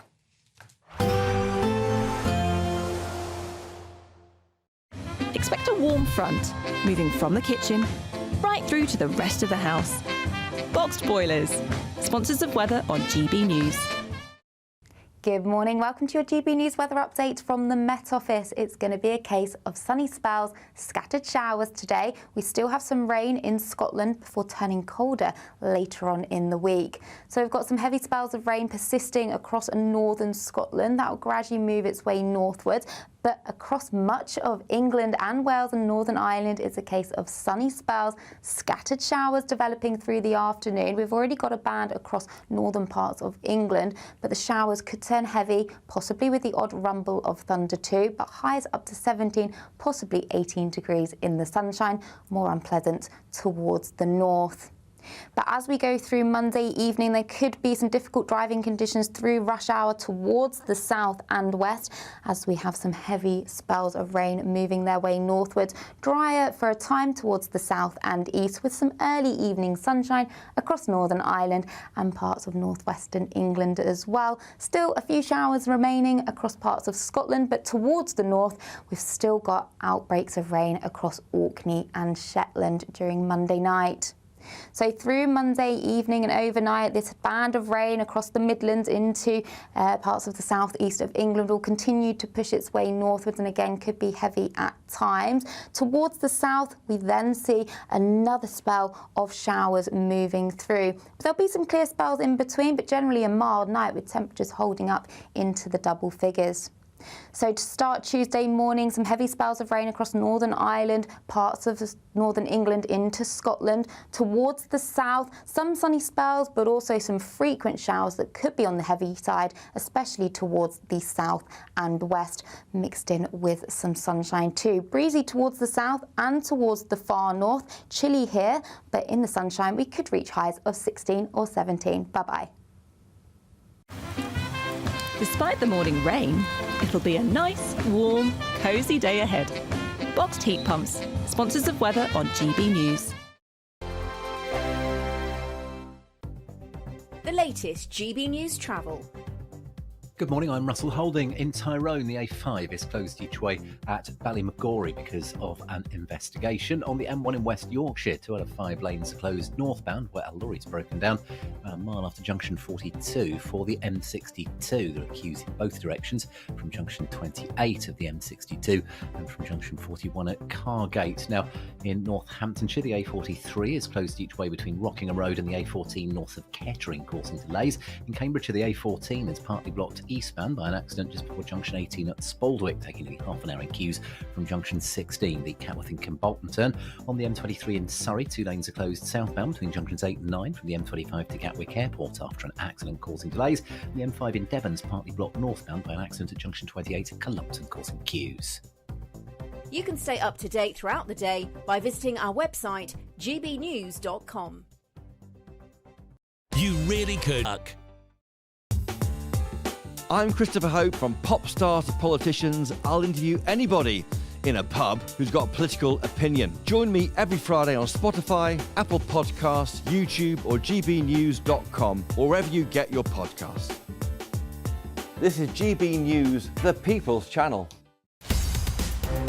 In the GB Newsroom, we bring you the news as it happens. With our team of dedicated journalists across the UK, we're ready to keep you up to date with what's happening every half an hour, every single day. Bulletins here on GB News, the People's Channel, Britain's news channel.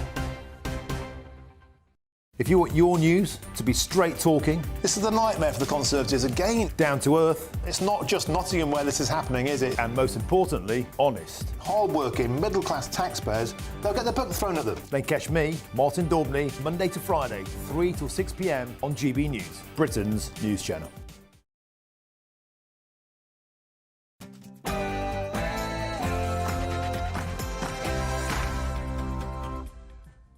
Hello there, very good morning to you. The pleas of a British mother to bring her daughter home after she was kidnapped on a day the world remembers, Hamas's October 7th attack in Israel.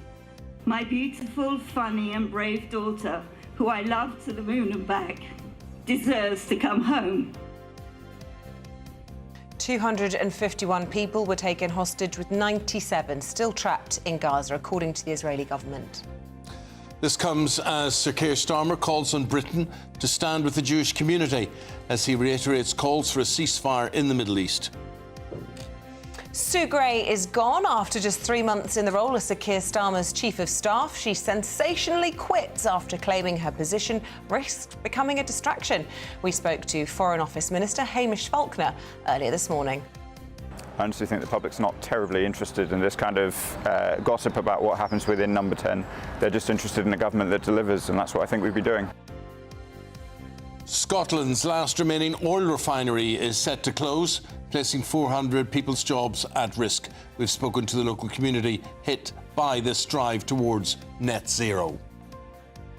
100 years of the Royal Air Force Reserves. We'll be hearing about all the events taking place across the country to mark this major milestone. Sport this morning, Spurs suffered the worst second-half capitulation probably since the word capitulation was invented, as they lost 3-2 to Brighton after being 2-0 up and cruising at half-time. After Erik ten Hag says that Manchester United are improving, they dropped from 13th to 14th after drawing at Aston Villa. Big sigh from Eamonn in that one. And Chelsea move into 4th after a feisty draw with Nottingham Forest. Good morning. More in the way of sunshine today with some showers, still some rain in the north. I'll have all the details coming up. Just after 8 o'clock, a very good morning to you on this Monday morning. I'm Eamonn Holmes. I'm Isabel Webster, and this is GB News Breakfast.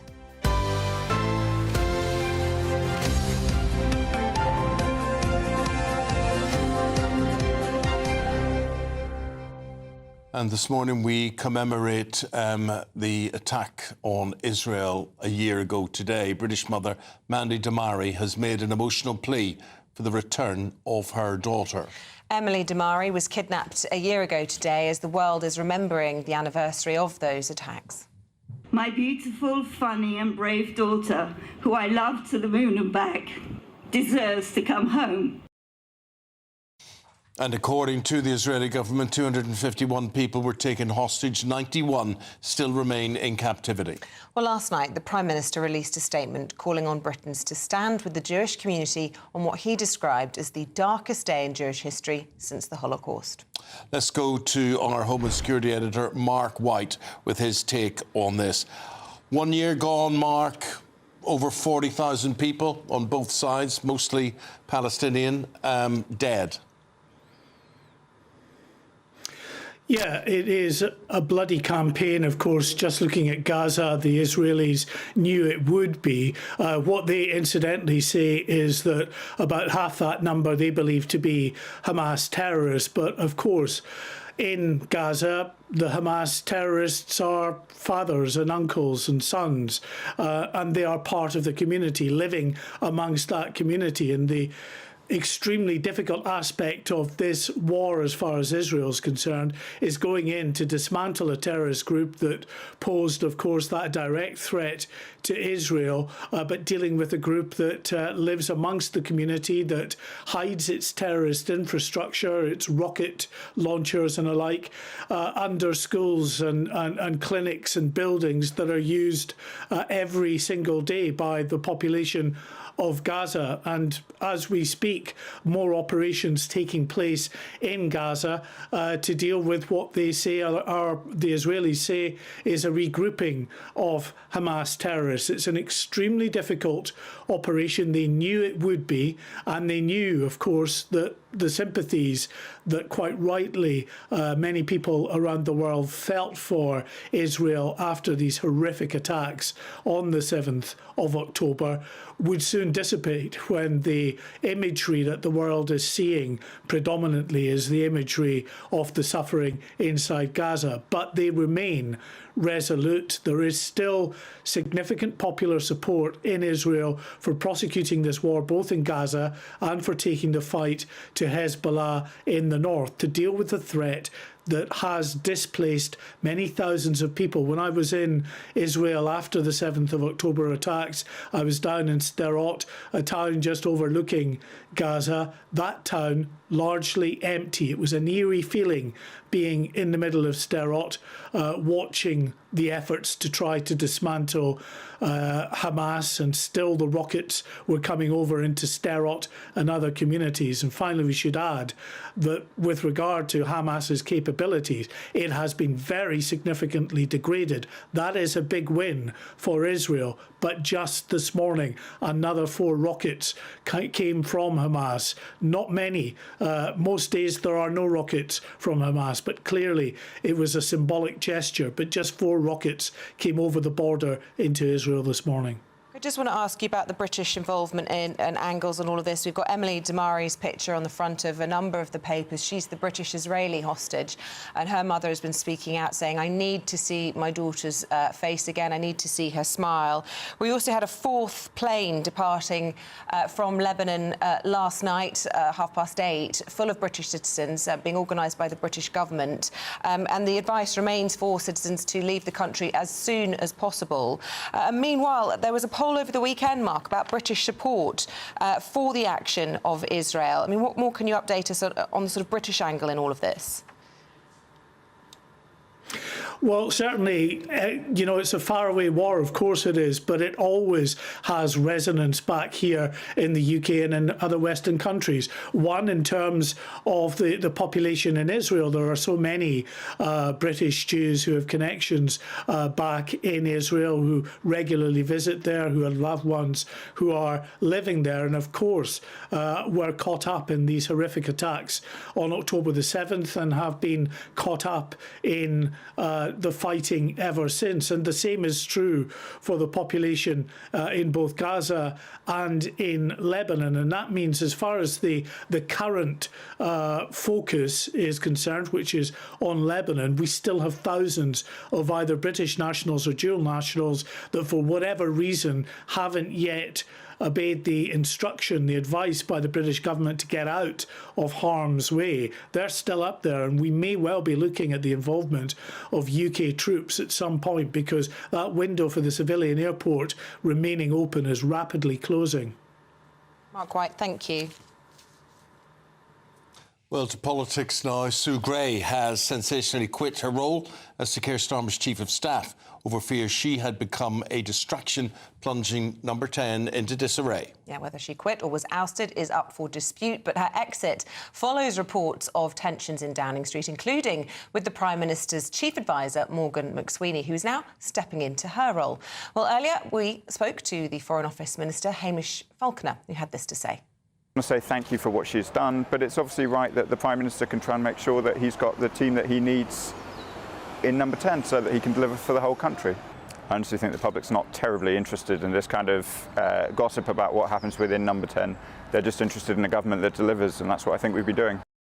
We're going to speak to political commentator Oscar Redrop now, former advisor to Boris Johnson, on all of this. How would you sum up where we're at? I think the morning round there, just to start, could probably have put up a slightly more compelling argument in defence of that. I wasn't particularly interested, was he?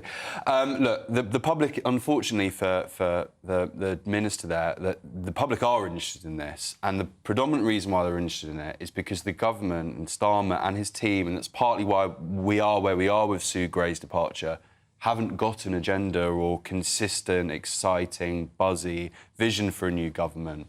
Morgan McSweeney will go in and replace Sue Gray. I think, you know, Labour insiders will hope that his kind of political acumen, experience within the party, strategy during the general election will get them back on course. But, you know, the operation just hasn't been what we saw prior to the, you know, the general election and them going into government. And it's all it's very well criticising from the sidelines. Yeah.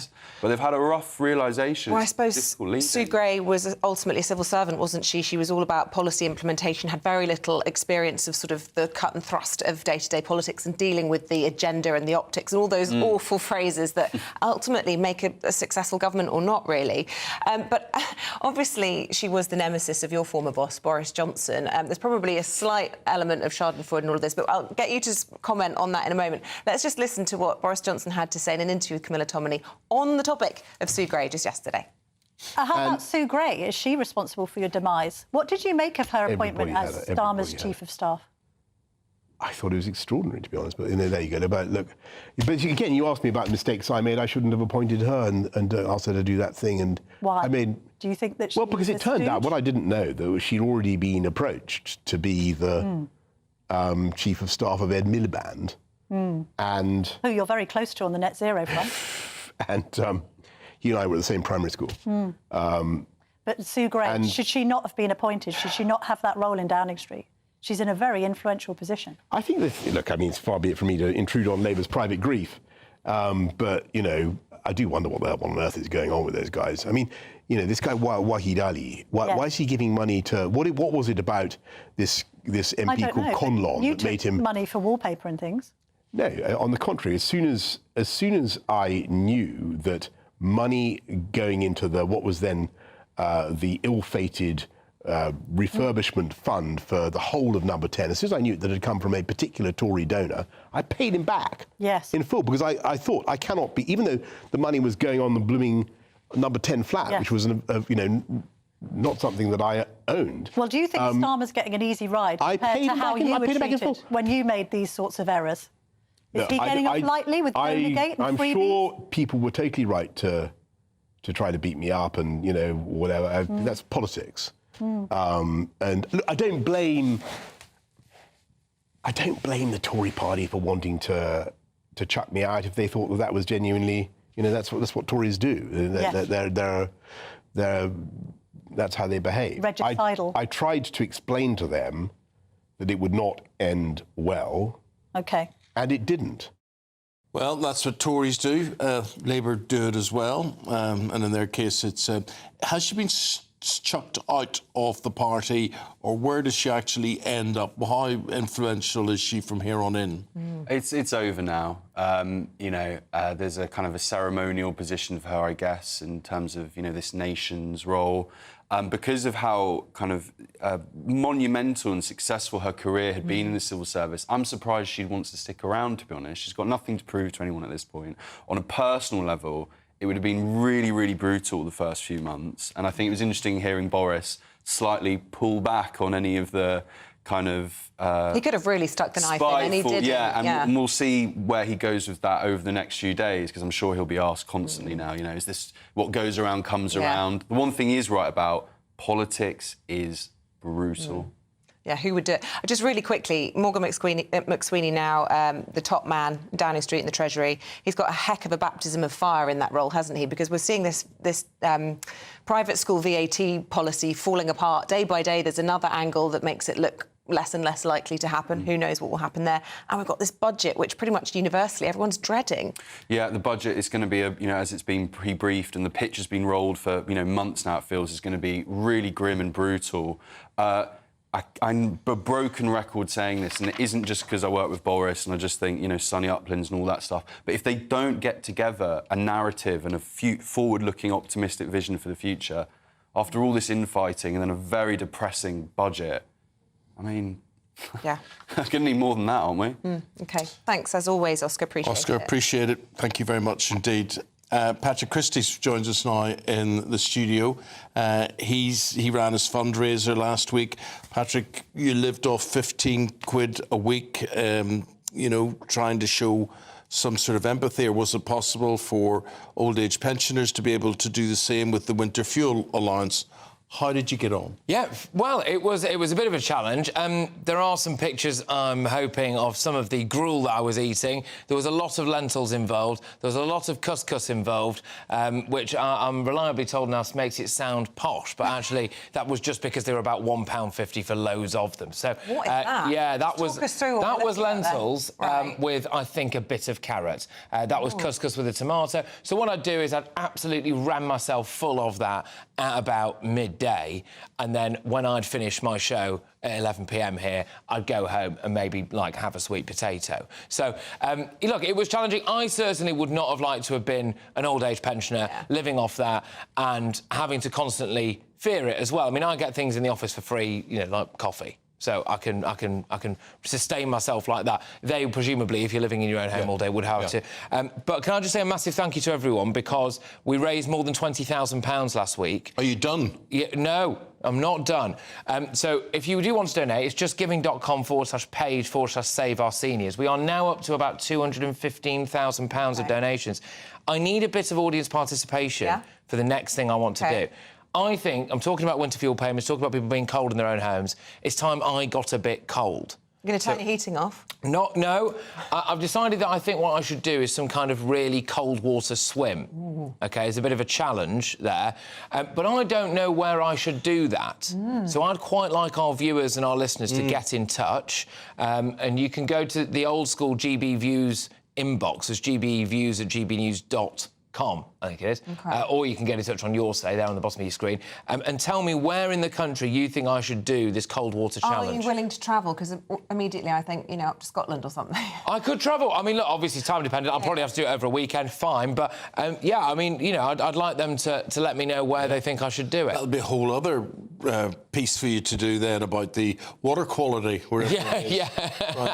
Patrick was great. He raised all this money for the elderly when everybody died. Yeah. He died in the river, swallowing goodness knows what. Absolutely. Can we talk about the 260 grand figure? Because this is the amount that the charity that you're supporting spends per year. You're a bit shy of that target. It's totally doable with the kind generous donations of our viewers. So just give us an insight into all of that. 100%. So Friends of the Elderly is the charity. What they do is that they give grants to elderly people who are struggling to make ends meet.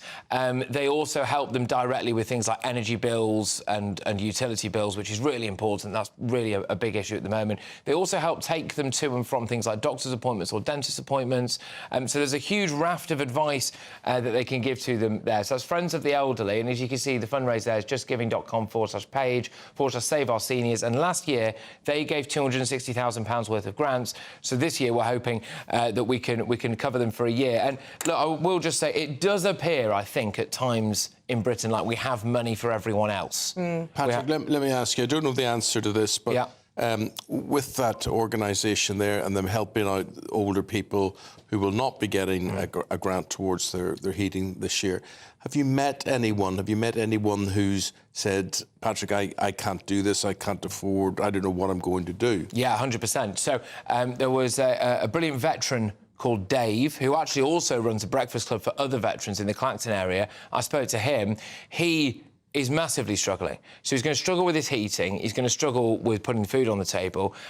It's also going to struggle now with... He's not going to be able to go and give money to help take people to a breakfast club, veterans to a veterans club. That's actually what he really spent his winter fuel payment on, was helping other people.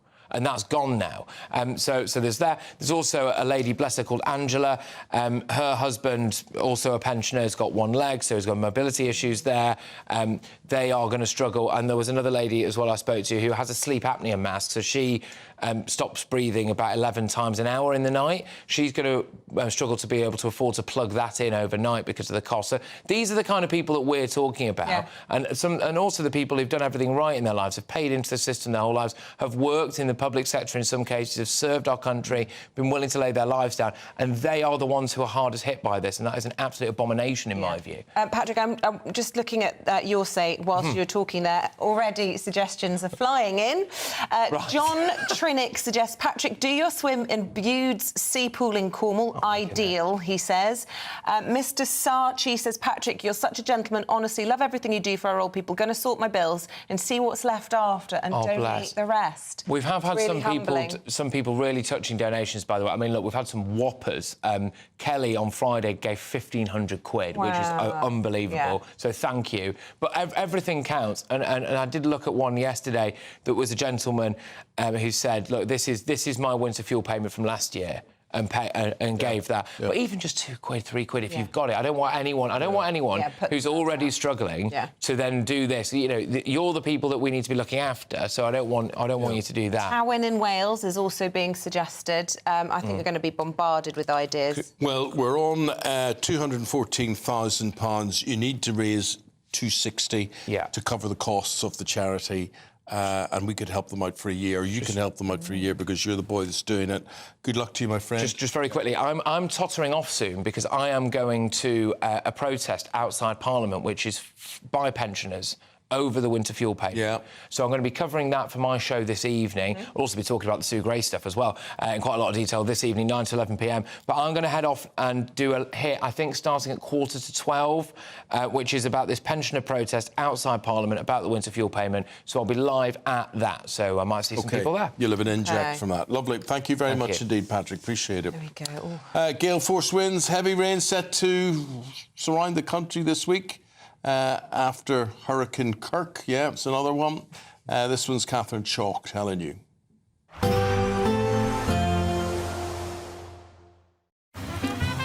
Despite the morning rain, it'll be a nice, warm, cosy day ahead. Boxed heat pumps, sponsors of weather on GB News. Good morning. Welcome to your GB News weather update from the Met Office. It's going to be a case of sunny spells, scattered showers today. We still have some rain in Scotland before turning colder later on in the week. So we've got some heavy spells of rain persisting across northern Scotland. That will gradually move its way northwards. But across much of England and Wales and Northern Ireland, it's a case of sunny spells, scattered showers developing through the afternoon. We've already got a band across northern parts of England, but the showers could turn heavy, possibly with the odd rumble of thunder too, but highs up to 17, possibly 18 degrees in the sunshine, more unpleasant towards the north. But as we go through Monday evening, there could be some difficult driving conditions through rush hour towards the south and west, as we have some heavy spells of rain moving their way northwards. Drier for a time towards the south and east, with some early evening sunshine across Northern Ireland and parts of northwestern England as well. Still a few showers remaining across parts of Scotland, but towards the north, we've still got outbreaks of rain across Orkney and Shetland during Monday night. So through Monday evening and overnight, this band of rain across the Midlands into parts of the southeast of England will continue to push its way northwards and again could be heavy at times. Towards the south, we then see another spell of showers moving through. There'll be some clear spells in between, but generally a mild night with temperatures holding up into the double figures. So to start Tuesday morning, some heavy spells of rain across Northern Ireland, parts of northern England into Scotland. Towards the south, some sunny spells, but also some frequent showers that could be on the heavy side, especially towards the south and west, mixed in with some sunshine too. Breezy towards the south and towards the far north. Chilly here, but in the sunshine, we could reach highs of 16 or 17. Bye-bye. We'll see a cold snap, which will quickly develop into a warm front. Boxed Boiler Repairs, sponsors of weather on GB News. This is GB News, Britain's news channel. My kingdom for a voice. Scientists have, I can't believe this story, scientists have incredibly recreated the voice of Richard III using both his skull shape and a knowledge of medieval speech patterns. Me neither. The result is that the king, who was famously killed at the Battle of Bosworth in 1485, would have spoken in English close to that of a man from modern-day Yorkshire or Somerset. Let's take a listen. The sun shines with no less licht and splendour, nor does it suffer any diminution of its strength. Let's discuss this further with Yvonne Morley-Chisholm, the voice coach behind the project, who spent 10 years researching how the monarch would have sounded. Yvonne, you can probably see from my face, I have no idea how this works. Can you enlighten me as to what all this is about? Yes, thank you very much indeed, Dawn.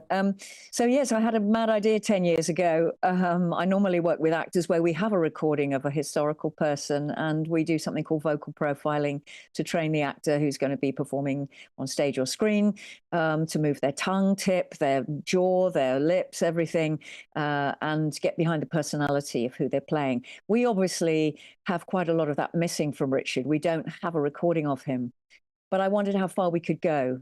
And a key player in this has been and is Professor Caroline Wilkinson, who over a decade ago created his face, first of all, from his skull. Now, on the day we, as Shakespeare would say, shuffle off our mortal coil, every little dent and dimple in the bones says how fit and strong the muscles were. So I thought, OK, we know what his face could do. GB News, the People's Channel.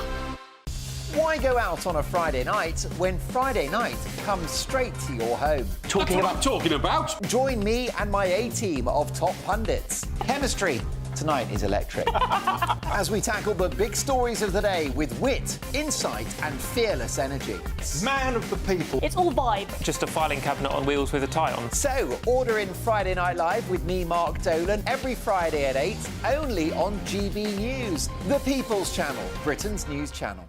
Good Afternoon Britain isn't just about us. The wonderful thing about this programme is it's about everyone watching. It's an interactive programme. Well, there absolutely is something to see here, and we're going to be talking about it more. Whether it's breaking royal news, Will, please bring us up to date, or indeed a particularly punchy speech in the House of Commons. Very, very curious. We bring it to you live, and then we bring you live reaction as well. That's Good Afternoon Britain, weekdays from midday. Only on GB News, the People's Channel, Britain's news channel.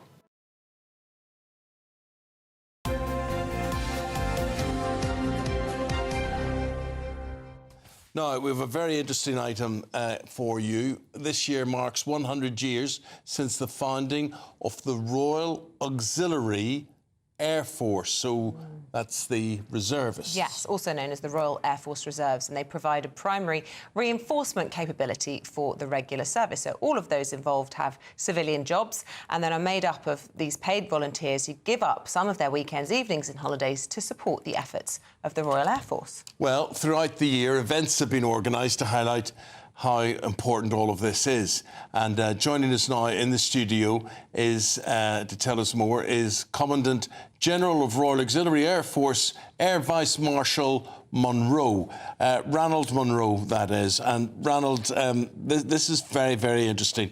He's got all the medals, all the finery, all the uniform, and yet this man, he's not full-time at this.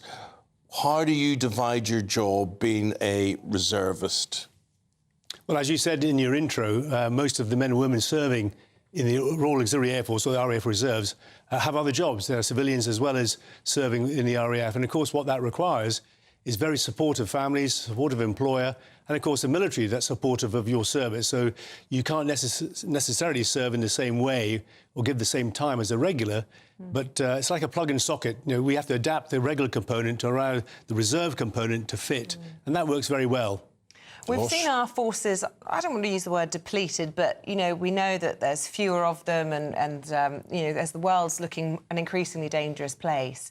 How important are our reservists as part of, you know, an extra line of defence, and how many of them are there?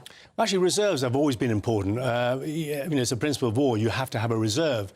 So you're absolutely right. It's a more volatile world right now. Different skills required. So less money, more skill, different skills required. Reserves will become a much more important part of the what we call the whole force going forward. And of course, our men and women serve in a range of trades, all the way from fast jet pilots, ex-regulars who've now serve as reservists, all the way to chefs, intelligence, musicians, logistics. Protection of our air bases and this is very interesting, highlighting all these different areas here, because I mean you're working in a branch of the armed forces that is expensive. It's very, very expensive. I mean, weapons are expensive, craft are expensive, and yet you're not just looking. Or how many of your reservists would be pilots?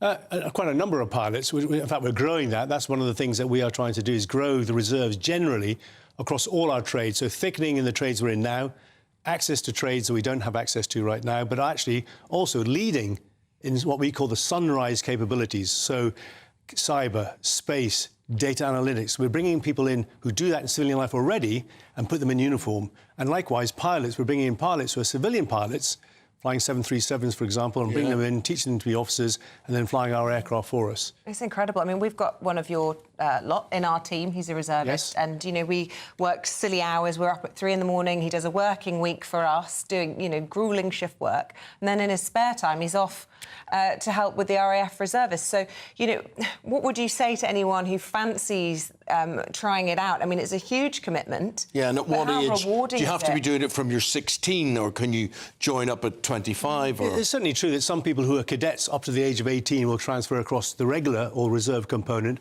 but actually you can join at any time between 18 and right up to just before your 60th birthday, you can join. And depending on get in there. That'd be good in the uniform. I don't if I start like that. You're good in it, but you're over there. But actually, it's an interesting point there, why people join. I think they join for personal development, physical, but also learning new skills and leadership. Generally speaking, they stay because of the experiences that you can get in the military. You can't really get anywhere else. And you saw some clips earlier of a parade at Tower of London yesterday, when we, or on Saturday, when we consecrated 4 new standards. So the experiences are what people stay for. What about the experience for us, the public, on this? Everybody loves an air show. Again, must be hugely expensive to stage and whatever. But you are organising a number of events to get people interested in all of this. Yes, well, if you take the RAF, as we call it, Royal Auxiliary Air Force 100, our centenary, and by the way, that was Lord Trenchard who set it up in 1924, an army officer who had a vision of what he called an elite corps of civilians who would serve their country by flying in their spare time, and driven by the spirit of adventure. Was this before the reservists were actually formed? Was this the real RAF? Yes, RAF was 1918. Which was originally reservists. Well, actually, if you go way back when, militias. That's what most armies were, very small standing armies. You had militias. The RAF was started in... born in 1918, if you like. The reserves in 1924 with Lord Trenchard. So we are the RAF Reserves. But as you said, this year we're celebrating our centenary, and we're repurposing a number of events that are already running, but actually some discrete events. So we've had a dinner with His Royal Highness Duke of Gloucester, our new Air Commodore-in-Chief, in the beginning of the year. We paraded 9 standards at the forecourt of Buckingham Palace. We've got a new quick march, and most recently this weekend we had a consecration of 4 new standards, which are very important. These encapsulate the spirit of the squadron, if you like. 4 never been done before. We've never paraded at Tower of London. I don't think we've ever had 4 consecrated standards at the same time. And then, of course, on the Sunday we had a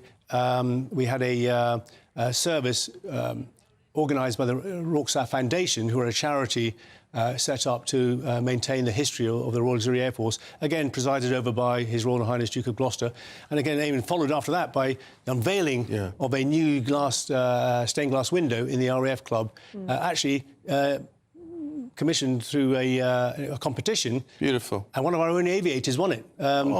Chad Kenny, who actually won that. So it's a fantastic story. Could I ask you just finally, in terms of the current conflict in the Middle East, would your reservists be asked to play any sort of role in that? Right now, today, wherever the RAF are serving, there are reserves out there serving. So Cyprus? Everywhere. I mean, for example, just 2 weeks ago, I came back from Romania, where we had 12% of that force out there doing NATO air policing, so guarding the base, logistics, intelligence, briefing the pilots. 12% of that were reserves, so we're out there supporting them. So wherever the RAF are, so how does there that are work reserves. with their civilian jobs then? Do their bosses have to agree to give them time off to go on these deployments? That's why, Eamonn, you've signed the Armed Forces Covenant. If you sign the Covenant... As in GBNews has. Yes, you have, exactly right. So, and that's a commitment by the nation, and those who sign that Covenant, that ensures that those who are serving and have served will not be disadvantaged by their service. And part of that, if you go through the kind of the scale, if you like, the benefits from bronze to silver to gold, for example, gold, 10 days paid holiday extra for training, but also the commitment that if we need them and we mobilise them, you will release them.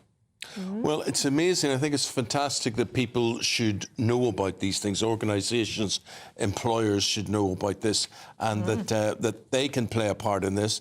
And we just need that awareness, and we need people to support what you guys do. Yes, please. Great talking to you. Great meeting you. And happy anniversary. 100 years. Yeah, thank you very much indeed. Thank you for coming in. Appreciate it. Right, stay with us. In a moment, Paul Coit will be in the studio with all your sport.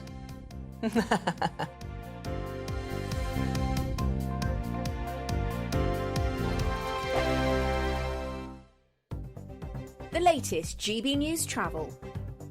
Good morning, I'm Russell Holding. In Tyrone, the A5 is closed each way along Victoria Road at Ballymagorry for an investigation. On the M1 in West Yorkshire, there are 2 lanes closed northbound where a lorry's broken down, and a mile after junction 42 for the M62. There are long delays with queues from junction 40 at Wakefield and back on the M62 towards there. In Northamptonshire, the A43 is closed each way between the A14 and Rockingham Road north of Kettering after an accident. On the M25 in Surrey, the slip roads at junction 10 to and from the A3 are closed where weekend roadworks have overrun, causing delays.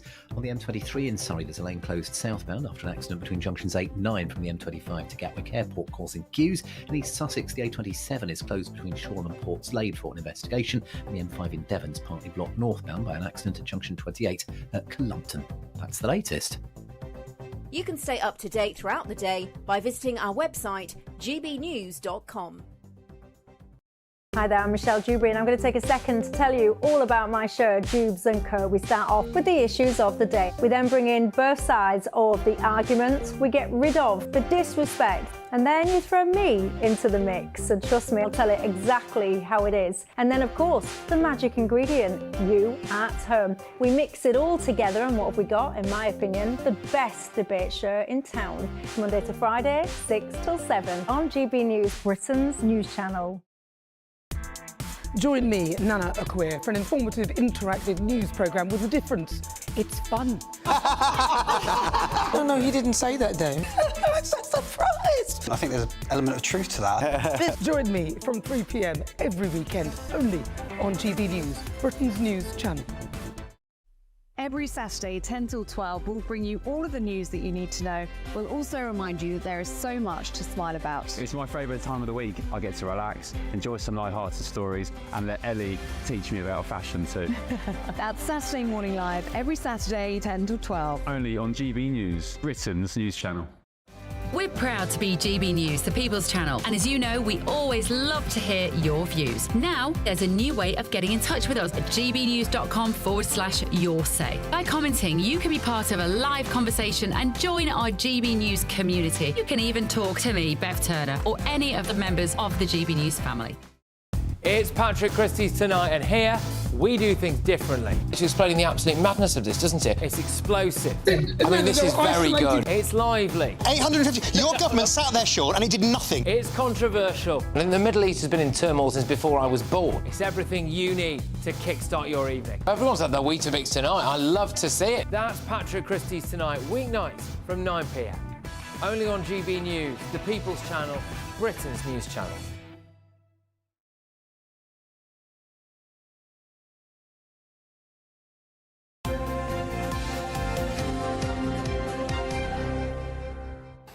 Here we go. Paul Coyte is in the studio with all the sports news. Have you got over it? There was a shocker for you yesterday. No, still not over it. Brighton 3, Spurs 2. Yeah. Spurs went 2-0 up, half-time. Magnificent first half. Yeah, if only it ended there. If only it ended there. And then it went on, and Brighton scored early, and then they scored again, and then they scored again, and Spurs had capitulated, and it was a very unhappy Ange Postecoglou. We didn't get, mate, we didn't get what's the answer? What's the answer there? I tell you what I think it was, and I think they looked as if they thought they won it. And complacency. It was complacent, and they came out in the second half. And then after the first Brighton goal, then what happened? What's the word we're looking for? Momentum. That's what it was. But you Momentum was see, against them. Paul, there are these European games midweek and whatever, which means the managers have to calculate, haven't they, about who they have played or who they are going to play, and it has an effect. But why could it be so good in the first half and then so bad in the second? It just doesn't make sense to me. Manchester United drew Aston Villa. Are you happy with that? I mean, you'd think it wasn't a bad result away at Villa, but you Look, do it's drop not a another bad place. result if we'd won our last 7 games. It wouldn't be a bad result, but it's a pretty so what sort of Worst start for 35 years. But, you know, OK, they can defend, but still can't score. Yeah. You know, that's the thing. To win a football match, you've got to score goals. We can't do it. It changed the defence as well. Johnny Evans was the man of the match. Johnny Evans is 58 years old. Yeah, incredible. He is incredible. Great pro, fantastic doing what he's doing. Just glad he gets a bit of the credit for it. Lovely. But anyway, 0-0 there. Chelsea won, Nottingham Forest won. There were 38 attempts on goal, only 2 scored. Bit of a melee at the end, a little bit of argy-bargy. And so that's how that ended. In the golf, Tyrrell Hatton won the Alfred Dunhill Links Championship at St Andrews, equalled the course record on Saturday, 61. Went round in 61. And also the thing about Tyrrell Hatton is that he particularly wanted to win this, not just for the money, not just for the title, but Matt Fitzpatrick, you know, one of our Ryder Cup golfers, is getting married in a couple of weeks. And Tyrrell Hatton said that if he hadn't won this competition, he would then have had to go to Spain and he wouldn't have been able to go to Matt's wedding. Yeah. So he's particularly pleased that he managed to win it so he can go to Matt's wedding, which is lovely. But Gareth Bale was playing in the Pro-Am on Saturday.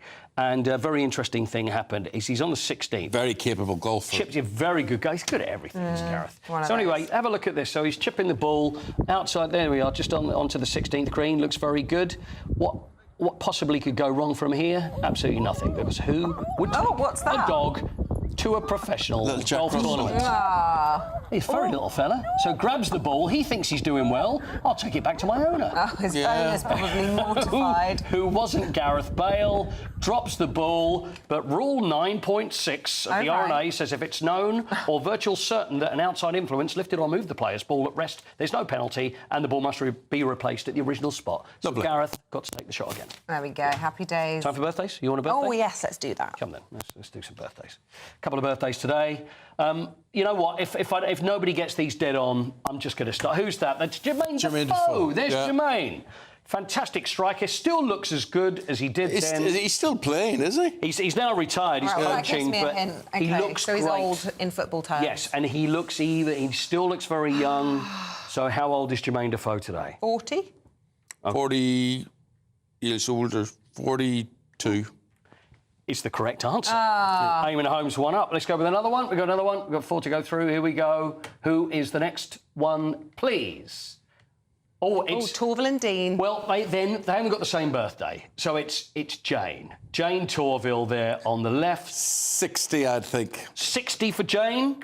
58. 67. Oh! Wow. 67. She wears it well. She does wear it well, although that was obviously a few years ago, but she does look great. Right, well, let's have another one. Right, another one. So we're 1-0 still to Eamonn. Right, there we are. That's Trent Alexander-Arnold. He said, why do people call him Trent? You know, just because that's his first name. Well, even in commentary, they never call him by his surname. Some names just stick with the first name. It's like Boris, isn't it? I guess so. Trent. Boris and Trent. OK, I reckon he's 24. 24, Eamonn. Sounds quite good. 24. I'd go with that. 24. 26. Oh. One more. OK, good. We're going back a few years now. Wimbledon champion, 1969. French champion, 61 and 66. Anne Jones. She commentated at Wimbledon for many years. 80. 80 for Anne. You want to go up a little bit higher, mate? OK, 86. Is the correct. Oh, no way! So have we drawn? We've done a draw. It was. It was scores on the doors. It was just like the Chelsea-Nottingham Forest. There you go. 1-1, and maybe a little bit of argy-bargy. Thought you had a picture of me playing golf. Well, I was saying that when we talked about the Dunhill Championship and Gareth Bale, you played in it in '99. And I found a picture 25 years ago. 25 years ago. And you know what? This will not be of me. You know what? You haven't changed a bit. Oh, no, and you know what? It's one of these protected pictures. It's got writing all over it. And I'm sure you were holding out as well. Well, the director tells me we don't have it. No, we don't. No, that's it. We're not allowed it. It's no probably permissions. best. You don't want to see it. Oh, really? All right. Yeah. Well, we don't want to see you anymore. Much as we love you. Thanks. Time to say ta-ta. Thank you very much. Put it so very so charmingly. I'm sorry. Back with the newspapers right after this. Mark Dolan tonight is your weekend dose of news, debate and entertainment. This sounds like a wild conspiracy theory. Don't miss My Big Opinion, Mark Meets and My Take at 10. Democracy is a funny old thing. And we don't do boring, not on my watch.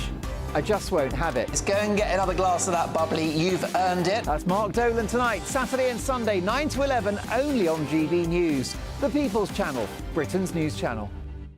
Patrick Christie's Tonight, weekdays from 9 p.m.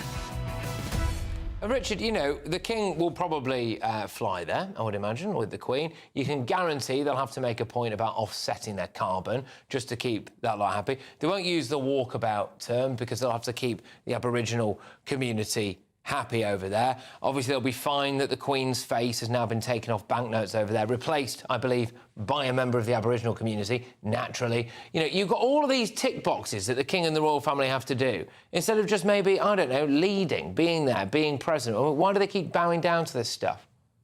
Well, firstly, as I say, I mean, if you look at the Commonwealth, there are 56 countries. Now, I think that's an enormously important institution, and we benefit in all sorts of ways, as do the other countries who are members of it. Now, if you don't take account, with times changing, by the way, of course, as they did during Queen Elizabeth's reign, if you don't take account of various sensitivities, especially especially certain pressure groups. I'm not suggesting that we write off our history as being something that's dreadful. There are ups and downs and pluses and minuses. We all know that. But the point is to be sensitive to other cultures, and that is absolutely pivotal. What we're seeing in the UK, a lot of these same issues do crop up in Australia, especially with freedom of speech and saying the wrong thing, getting cancelled. I've met with so many people who have personally, like, they've been deplatformed, lost their jobs just for having an opinion, just for potentially saying the wrong thing, and then losing their livelihood as a result. So with Australia, I think particularly this is the trend that we saw from 2020 with the lockdowns, especially in Melbourne, some of the harshest lockdown restrictions in the world. Now, Australia is known as being a country of freedom and liberty. So then I think for many Australians, it was a huge turning point, a big wake-up call. GB News, the People's Channel. Why go out on a Friday night when Friday night comes straight to your home? Talking about. Join me and my A-team of top pundits. Chemistry tonight is electric. As we tackle the big stories of the day with wit, insight and fearless energy. Man of the people. It's all vibe. Just a filing cabinet on wheels with a tie on. So, order in Friday Night Live with me, Mark Dolan, every Friday at 8, only on GB News, the People's Channel, Britain's news channel.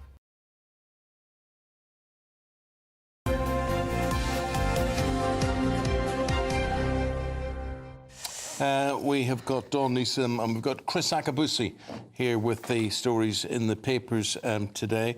And there's figures that show, Dawn, a shocking sympathy for Hamas. You know, amongst youngsters, and bear in mind this is a year on from the atrocity in Israel. I'm very aware that obviously you're covering it as the lead story, as we should be today, and it is on the front pages of most of the newspapers, but Chris and I haven't talked about it, even though we're talking about the newspapers. So one angle that we haven't discussed yet is one that's covered in the Daily Mail on page 9, and this is the findings of a new survey that reveal 1 in 10 of those aged 18 to 24 in this country have a favourable view of Hamas a year. And this is a year after the group's deadly incursion, as I put it, that left 1,200 other young people, including 36 children, dead.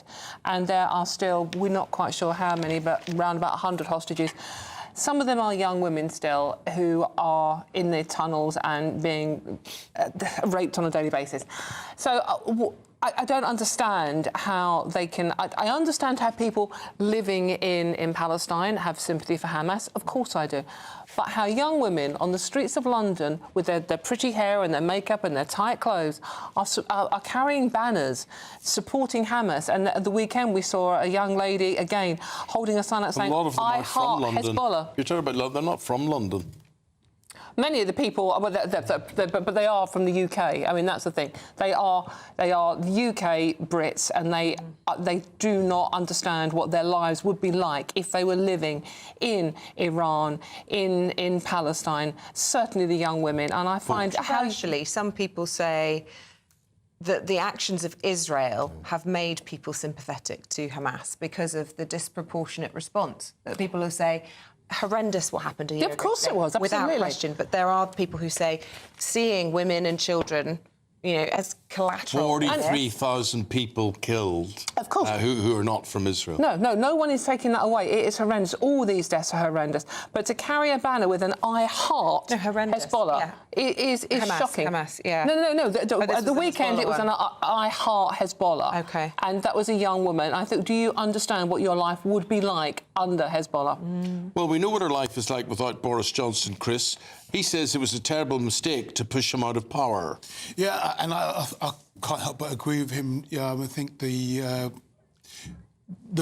past speaks for itself. I found his interview sort of quite interesting and engaging. You saw the prevarication of Boris, you saw the bluster and the wind, etc. But you also saw the sort of appeal, the star appeal that he had. And I think what came across for me when I was listening to the interview and listening to what he was saying was that actually he needed the right sort of support around him. So his failure was the party's failure. You had somebody who'd got an 80-seat majority, who was an attractive personality, was engaging, spoke on his feet, and the infrastructure wasn't around him to support him. Quite clearly, he was a guy top of mind, articulate, but wasn't across the detail. Why wasn't Mr. Cummings, who was his special advisor, ensuring that all of the scaffolding around him made sure that the things that he was missing were there? So I did agree with him what he said there. The party made a mistake. They got terrible infighting, and the result is the party way off the scales. And you've got a Labour Party, dull, apparatchik, you know, sort of technocrats who've got no heart and soul and are actually a detriment to the older generation, etc., etc. We could have done better. Well, he didn't rule out a possible return. He obfuscated around the question, but he didn't rule it out. So yeah, I think he's passing. I think he's got ambitions. His book, yeah, you might be right. Oh, yeah, his book starts with the words "hasta la vista." I mean, exactly. You know, it's like, I'll be back. Yeah, there's lots of analogies that can be back. Should we talk about Meghan Markle, Dawn? We have to. She has made an appearance without her husband. Her husband's made 15 appearances without her in the last month, I think. Has this got tongues wagging? Is this newsworthy? What's going on? Well, it's got tongues wagging. Obviously, it has, because Harry and Meghan always get tongues wagging. But she was at a hospital gala in Los Angeles, charity fundraising do, looking, I have to say, absolutely stunning in the most gorgeous long red gown by Carolina Herrera, whoever that is. But she looks stunning. She looks very happy. She looks very relaxed. Meanwhile, Harry, I think, is still on tour in South Africa, where he's working for his Centre Bali charity. But they are increasingly apart a lot more, whereas they used to be glued to one another's side. That's, you know, they're both busy people, obviously. But, and I'm going to say this, they both look much happier when they're not together. And we were having this debate outside, and Chris said to me, well, you probably look better, probably look happier when you're not with your husband. And it's a fair point. Come on, ladies, it is a fair point. But she looks stunning, and she just looks very happy. And she's in her element. She's in Hollywood. Yeah. And we know, I think, Harry struggles with that. Yeah. Well, great. Go on, Chris, go on, say it. No, for me, I just look. I don't like this. So you've got two people, very, very busy people, doing their different things. You know, the babies are now at an age where the carers can take care of them. She looks fantastic. Gorgeous. She's a lady doing her job. And Harry's way doing his job, and all of a sudden something happens, and he can't have that rendezvous day. He said, so what? Kate and Wills do endless appearances, what have you called them, engagements on their own. And no one says, oh, what's happening in there? No, they don't, absolutely. So, yeah, OK, leave them alone. Chris, what about working from home? Yeah, what drew me to this is that you've got the unions and the equality campaigners saying to stop the witch hunt about flexible working. And the unions and the equality campaigners don't pay the bills. And for business, the bottom line is the bottom line. So if business leaders are saying, you know, we understand through COVID, people working from home, but actually now as we come out of COVID, we recognise the benefit in productivity terms of having people in the workplace, cross-fertilisation of ideas, older generation pass on stuff to the younger generation, etc., then we've got to listen to businesses saying that we operate better if we have a balance where maybe if you want to work from home, and remembering there are some businesses can't work from home. If you're a plumber, an engineer, you've got to work outside there. But for the majority of us, if there is a balance, but the idea that for productivity basis, you've got to be in situ. So I just laughed at this when I saw it was the unions and the equality campaigners saying, stop the witch hunt. No, my friends, you're not paying the bills and you're not developing productivity. Well, look, for the rest of the day, you could work from home because we say goodbye to the two of you. Thank you both very, very much indeed. Yeah, and we're going to take a look at the forecast now. Lots of talk about whether or not this Hurricane Kirk, which has already caused trouble elsewhere, will be bringing some wild weather this way this week. Lots of talk of wind and gales and rain and all the rest of it. Catherine Chalk has a much more scientific approach. Here's your forecast.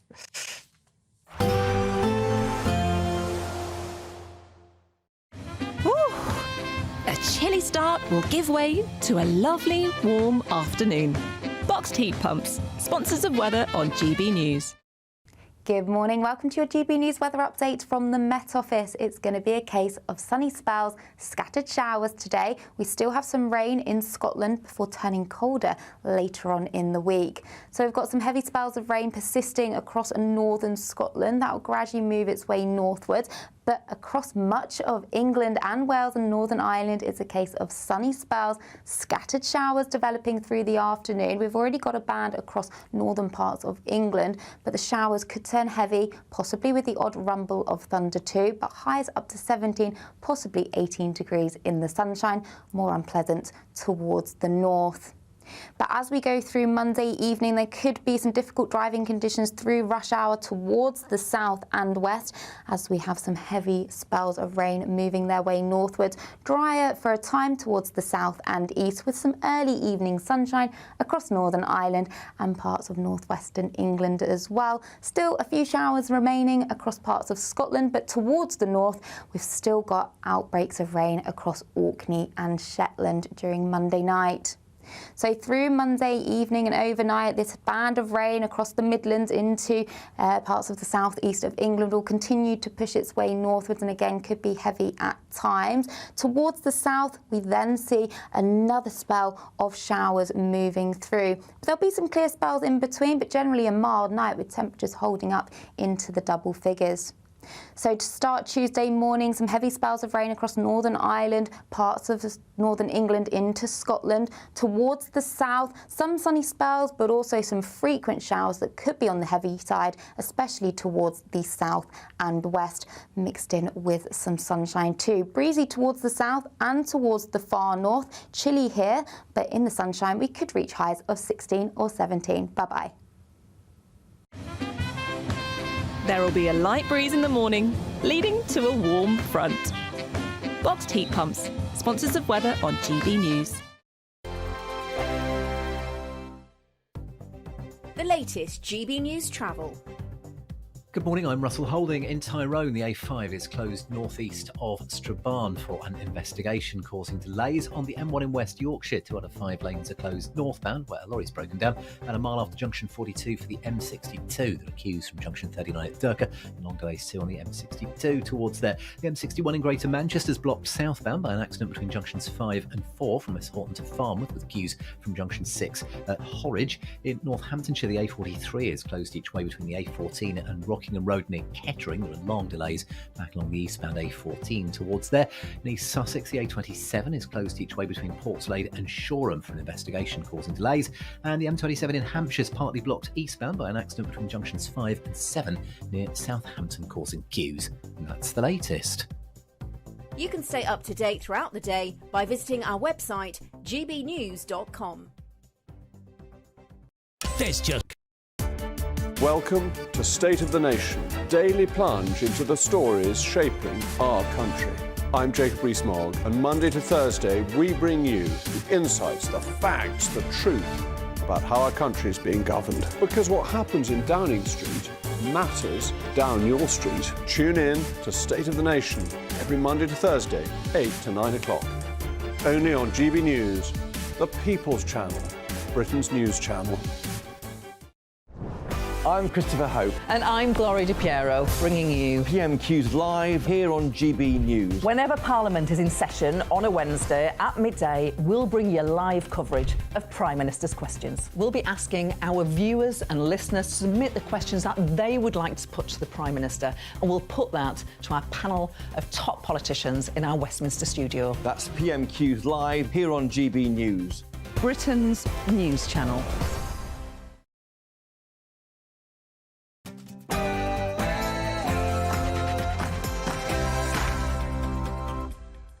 Good morning. The pleas of a British mother to bring her daughter home after she was kidnapped on a day the world remembers, Hamas's October on the 7th attack on Israel. My beautiful, funny and brave daughter, who I love to the moon and back, deserves to come home. 251 people were taken hostage, 97 still trapped in Gaza, according to the Israeli government. This comes as Sir Keir Starmer calls on Britain to stand with the Jewish community as he reiterates calls for a ceasefire in the Middle East. Sue Gray is gone after just 3 months in the role as Sir Keir Starmer's Chief of Staff. She sensationally quit after claiming her position risked becoming a distraction. Scotland's last remaining oil refinery is set to close, placing 400 jobs at risk. We've been speaking to the local community affected by the government's drive towards net zero. Good morning. More in the way of sunshine today with some showers, still some rain in the north. I'll have all the details coming up.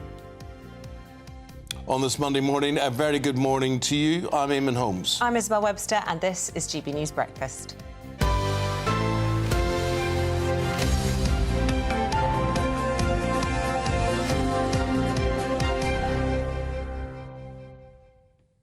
OK, well, we're going to speak now to the shadow leader of the House of Commons, Chris Philp, who joins us, I believe, from Westminster. Good morning to you, Mr Philp. Thanks for your time. Can we start with the sort of big Westminster news, really, about the ousting of Sue Gray? Is this good news for the Conservatives or bad news? Good morning. Well, look, I think what this shows us is that Keir Starmer's government has collapsed into chaos after just 93 days. He can't even run his own number 10 Downing Street operation, let alone run the country. Frankly, this has all fallen apart a lot faster than I was expecting. But this sort of chaos at the heart of Downing Street shows us why they've made so many mistakes, whether that's scrapping the winter fuel payment for almost every pensioner in the whole country, including pensioners on very low incomes, huge pay rises for their trade union paymasters, including train drivers who already earn £65,000 per year, tax rises to come in the budget. Keir Starmer still tucking into freebies more than any other member of Parliament over the last 5 years. Free clothes, free glasses, free clothes for his wife, free stay in an £18 million penthouse. The list goes on and on. It's no surprise that his opinion poll ratings have collapsed so catastrophically. Chris. And I think this Sue Gray debacle is an example of that. Well, it is a surprise, Chris, in that all the mistakes that you have highlighted are glaringly obvious. Novices wouldn't make those mistakes. Well, so I didn't quite catch the question, but they are terrible mistakes, and any competent Prime Minister would have avoided making them. So it shows that Keir Starmer made a mistake by appointing Sue Gray in the first place. It was an error of judgment, and it shows he can't even run Downing Street, let alone run the country. Your opinion about whether there needs to be a vote and whether you think Starmer will be forced into a vote on this Chagos Islands issue. There's been a huge fury in reaction to it, and I'm reading in the Express this morning that UK forces are on red alert after Argentina has now vowed to recapture the islands. Is that a deal, do you think, that the Conservative government would have struck? And if not, you know, what have they done wrong here? Well, look, I think David Cameron was presented with a proposal that looked a bit like this when he was Foreign Secretary and rightly rejected it. This is a terrible idea for a whole number of different reasons, not least the security of tenure of that critical base on Diego Garcia, the fact these islands are 2,000 kilometres away from Mauritius, and although they were in the past administered as part of the same colonial era entity, Mauritius never owned or ran the Chagos Islands. To your question, there should definitely be a vote. As Shadow Leader of the House, I will be doing everything I can to make sure there is a vote on this, and I will most certainly be voting against it. I'm sure all Conservative colleagues will as well. And you've alluded to the possible read across into the Falklands and Gibraltar. Keir Starmer was asked about this last week, and he failed to give a clear answer. We're very clear, the Conservatives are very clear, that not just the Chagos Islands, but the Falklands, Gibraltar and other territories are British and should not be handed over to anyone else. In the case of the Falklands and Gibraltar, I think there have been some very clear referenda results showing they want to remain British, and the Keir Starmer should get off the fence today and categorically assure the future of the Falklands and Gibraltar, because where leaders are not clear, then it does invite countries with an interest, like Argentina, to start poking around, and that's not good for anyone. Why, Chris, are we handing these islands back? Is this a cost issue? Well, you'd have to ask the government what their motivation is. I mean, I think there's some advisory judgment in an international tribunal which they've referred to, but you'd have to ask the government what their rationale is. I can't imagine it serves any good purpose other than to cede sovereignty in a strategically important location at a time when China, for example, is flexing its muscles and expanding its influence globally. So ceding sovereignty at a time when countries like China are posing an ever-rising threat seems to me to be an extremely irresponsible thing to do. And they say, the government says they've got these leases over the base. Well, a lease is not the same as sovereignty. It's nothing like as secure as sovereignty. Chris, you and actually Ron DeSantis, the governor for Florida, have something in common. You're both backing Kemi Badenoch for leader of the Conservatives. I don't know if you've seen the Conservative Home Analysis at the moment. They've got cleverly beating Jenrick by quite some margin, cleverly beating Tugendhat by a whopping margin, but actually they see Badenoch as beating cleverly if it comes down to them in the final two. What's your reading of the likelihood of that? Well, so you're right to say that all of the polls of Conservative Party members, including the Conservative Home poll done just recently, shows that Kemi Badenoch is the favourite of the party members. She would beat any of the other contenders in the final round. And I think it would be very unfortunate if members of Parliament denied the members the opportunity to vote for their favourite candidate. I'm supporting Kemi enthusiastically, and I'm both hoping and expecting that she will make it through the 2 rounds of voting, the first tomorrow, Tuesday, and then the final round of MP voting on Wednesday. Chris, just a final point with you today. A very significant day in the war in the Middle East, the first anniversary of the October 7th attacks. What way is Britain more involved in this than it was before? How would you assess the situation? Well, and the first thing to say is we should just remember those people who tragically lost their lives. Over 1,000 people murdered, raped and kidnapped a year ago today, an atrocity perpetrated by the Hamas terrorist organisation. And of course 100, or I think as you said 97 of those hostages are still in captivity today, a year later. And I think our thoughts and prayers should be with those victims. Look, I think the international community should work towards a sustainable solution that will see all of the hostages released, Hamas, a terrorist organisation, removed from power.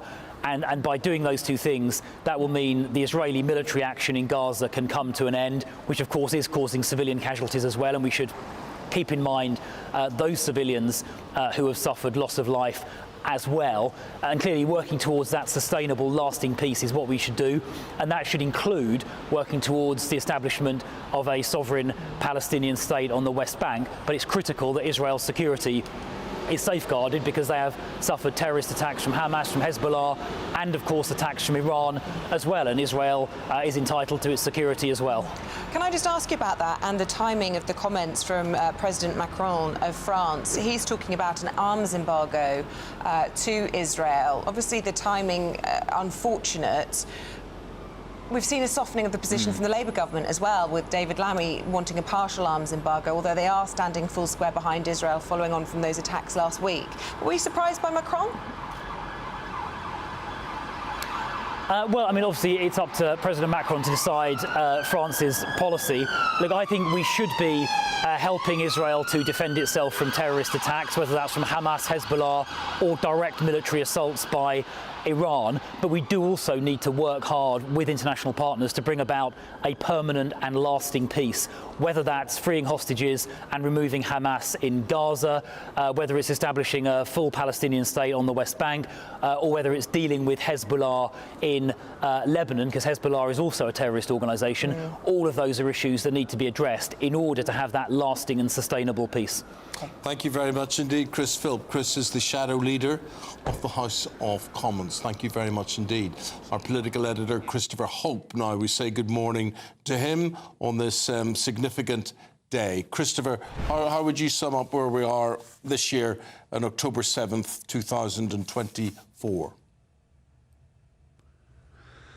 Morning, Eamonn. Well, that's a big question. Morning, Isabel, too. I mean, In terms of politics for the UK, for Westminster, it looks a difficult day for Keir Starmer. They've got this new person in Morgan McSweeney replacing Sue Gray. Of course, she left at the weekend. I mean, she's somebody who few viewers or listeners need to have heard of, but it almost summarises the chaos this government has been through, I think, since it became into power back in July. There's almost no news planned, we're told, until October 30th. So Morgan McSweeney wants to hit the ground running, this new Chief of Staff, and get a grip on this government and give it some discipline. I mean, the wider issues, it'll be a big day, I think, on foreign affairs and House of Commons, with that transfer of sovereignty of the Chagos Islands last week announced, and that'll be the Tories pushing for debate, as Chris Philp was saying there, and also a very symbolic day for those, for Jewish people and anyone in Israel after the attacks a year ago by Hamas.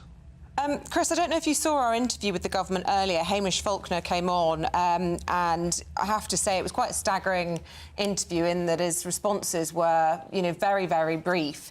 Do you think this is the sort of misstep that we're seeing from the Labour government, that they're not putting a polished front foot forward? And is that likely to change? Because Alistair Campbell's been lamenting this kind of policy vacuum in the lead-up to the budget at the end of the month, and he said it's just been disastrous for the party. Is he right, do you think? I think Alistair Campbell is right on this front. I mean, I think if you look at governing, normally I liken it to an iceberg, Isabel, that we see the area above the waterline, but they know everything having below it. And if they want to change the subject, they can announce things, reviews, they can bring forward elements of the budget, but they appear like a rabbit in headlights as they're being assailed by these headlines about the personal probity of the Prime Minister and his key allies, and no one's got a grip on it. And the Labour side think, what on earth is happening here? Why can't we get a grip and show we're actually in government? We control the information flow to journalists like us, and that isn't happening. And that's why I think the PM's 100-day anniversary next week is not a celebration, but almost a mourning of lost opportunity. I should say, by the way, we're not even 3 months into a 5-year government. They will get this right at some point soon, but right now it's been a very, very wobbly start to Labour's first months in government. Okay. Unlike yourself today, very good start. Thank you very much indeed. Christopher Hope, our political editor. After the break, your chance to be 36 grand better off after this. You really...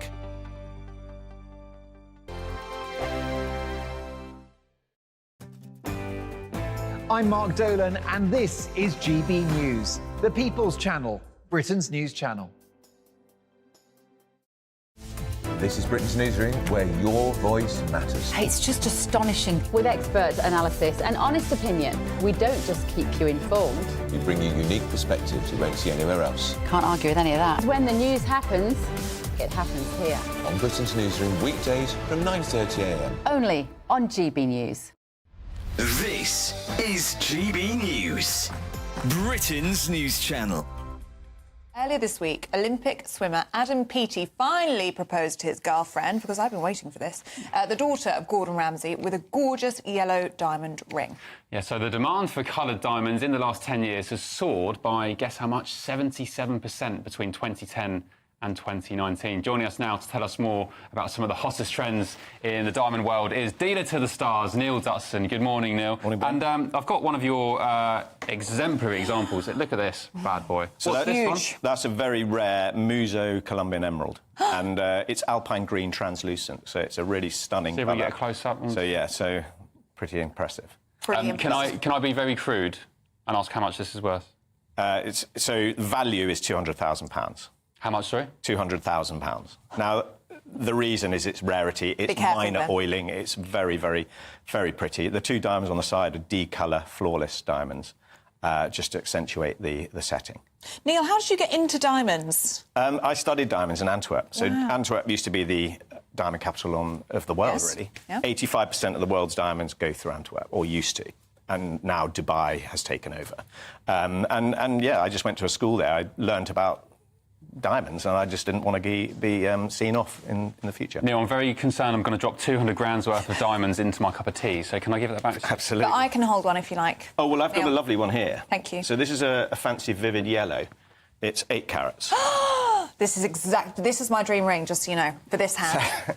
This would be Is it big amazing. enough? So what would I call this? A yellow? So that's a natural, fancy, vivid yellow diamond. Value £300,000. So, it fits depends like where a you're glove. buying it from. If right? it's like a glove, Neil, Oh. maybe it's a sign. It's meant to be mine. Definitely a sign, yeah. GB News, the People's Channel.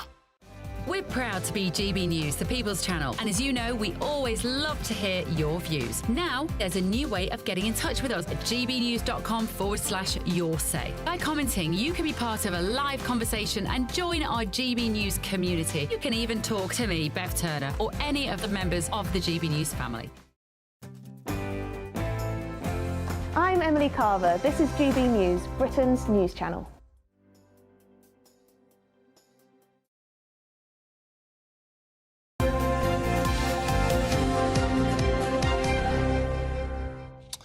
To our top story today, British mother Mandy Damari has made an emotional plea for the return of her daughter 1 year after the attack in Israel.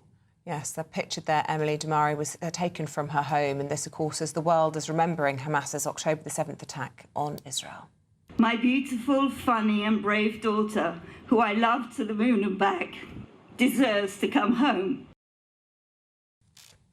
Now, according to the Israeli government, 251 people were taken hostage that day, with 91 still remaining in captivity.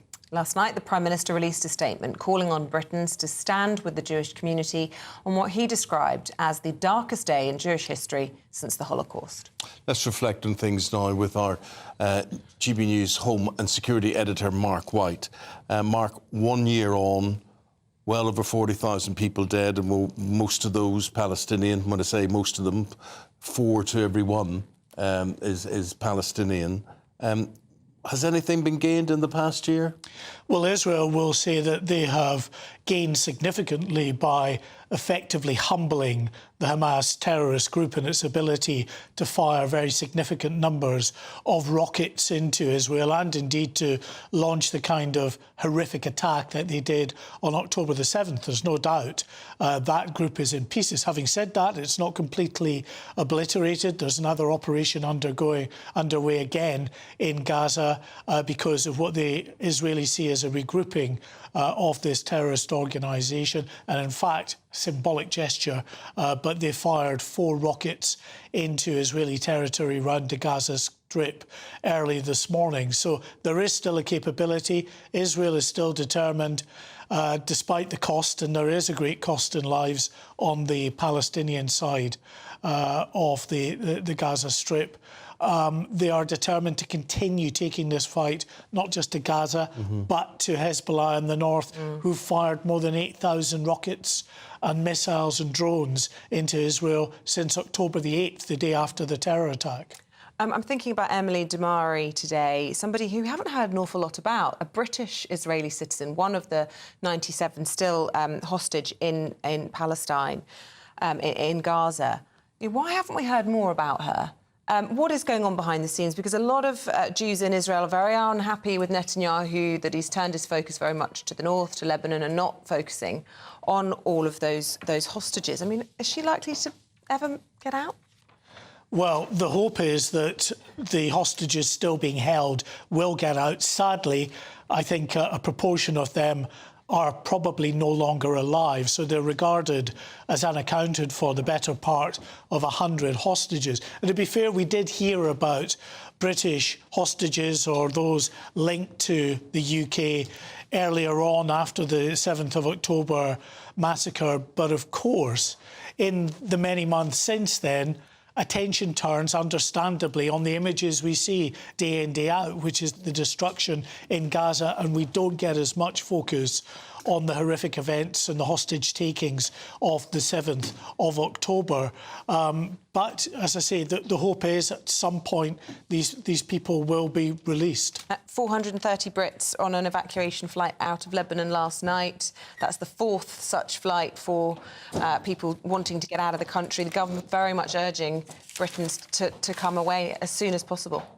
Yes, and of course this is the conflict to the north of Israel, dealing with the terror group Hezbollah firing all of these munitions from southern Lebanon, and that is only intensifying. So clearly there is more of a risk. However, the very north of Lebanon, by and large, is a bit safer, so there is potential for people to go further north, and there are other avenues to get out across the border, although that window is narrowing all the time. All right, Mark White, as always, thank you.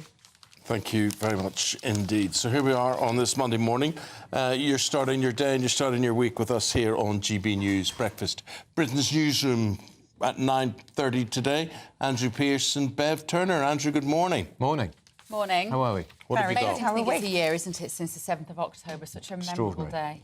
But it reminds us that this is where it started, Hamas's appalling massacre. Yeah, and hearing those stories again, it's easy to forget with everything that's happened since. Just the shock element of it, I think, that is so, shocking. And the shocking thing for me today, reading this survey showing 10% of people between 18 and 24 sympathetic to Hamas and 1 in 16 understand why the massacre. I thought it was legitimate. What? How's that happened? Well, I'll tell you how it's happened, Andrew, because when you look at the 1,000 people or so killed on the day of the massacre, horrendous, terrible, can't be justified in any way, and then the Israeli reaction to that, 43,000 Palestinians dead. Exactly. Is it proportionate? It's continuing pressure, and I suspect there'll be the Foreign Secretary's up today talking about giving away that island, which I still can't believe, but I suspect he'll be challenged by some of his own side about Labour's continuing support for Israel. So what is the idea? Is it a heritage thing for the indigenous population, giving them this back, or is it money? Is it financial? What is it? Well, we're going to carry on paying for it for 99 years, so I don't understand why we've done it. Yeah, right. And strategically, there's an American airbase there. Well, what's to stop China, which is Mauritius is a puppet, part of China in a sense, building their own airbase there? It's all about this idea, isn't it, that our colonial past is something that we should be ashamed of. Yeah. And this, in some ways, is seen to be making some kind of reparations. But I think, for me, it's just the fact that it doesn't appear that there was no parliamentary scrutiny about it. No. There was no public debate about it. It needs to be a vote, doesn't it? It has to be voted upon. Well, would they do a free vote, or will they end up whipping? I know, it broke while we were on air here last week. Couldn't quite believe it. Yeah. And the Falklands next? I know. Or Gibraltar. Gibraltar? Absolutely. But I'd just like to know what these islands are costing us, what we get from them, and what we're getting back by this rental deal. Yeah. Well, as you say, it's all too murky, isn't it? There doesn't feel like there's been enough transparency about it. We're going to be bringing you up to speed as well this morning on the donations that came in last week on Thursday for the nuclear veterans. These are the lab rats. These are the soldiers. Campaign. Unbelievably successful. We've raised so much money. Raised so much money. Thank goodness to GB News viewers and listeners. So we're going to be talking to another one this morning, and we're going to be finding out what they're going to do with the nearly £50,000. Send them on their holiday to Ponty's. And we haven't even talked about Sue Gray. You've got 20 seconds. Can you believe it? What a complete shower this government is. Who would have thought it? Handpicked by the Prime Minister, and he's thrown her under a bus because it's all her fault, everything's gone wrong. Who took the freebies? OK, Prime guys, Minister. from 9:30, thank you. We will see you in the morning, same time, same place. Hope you can be there.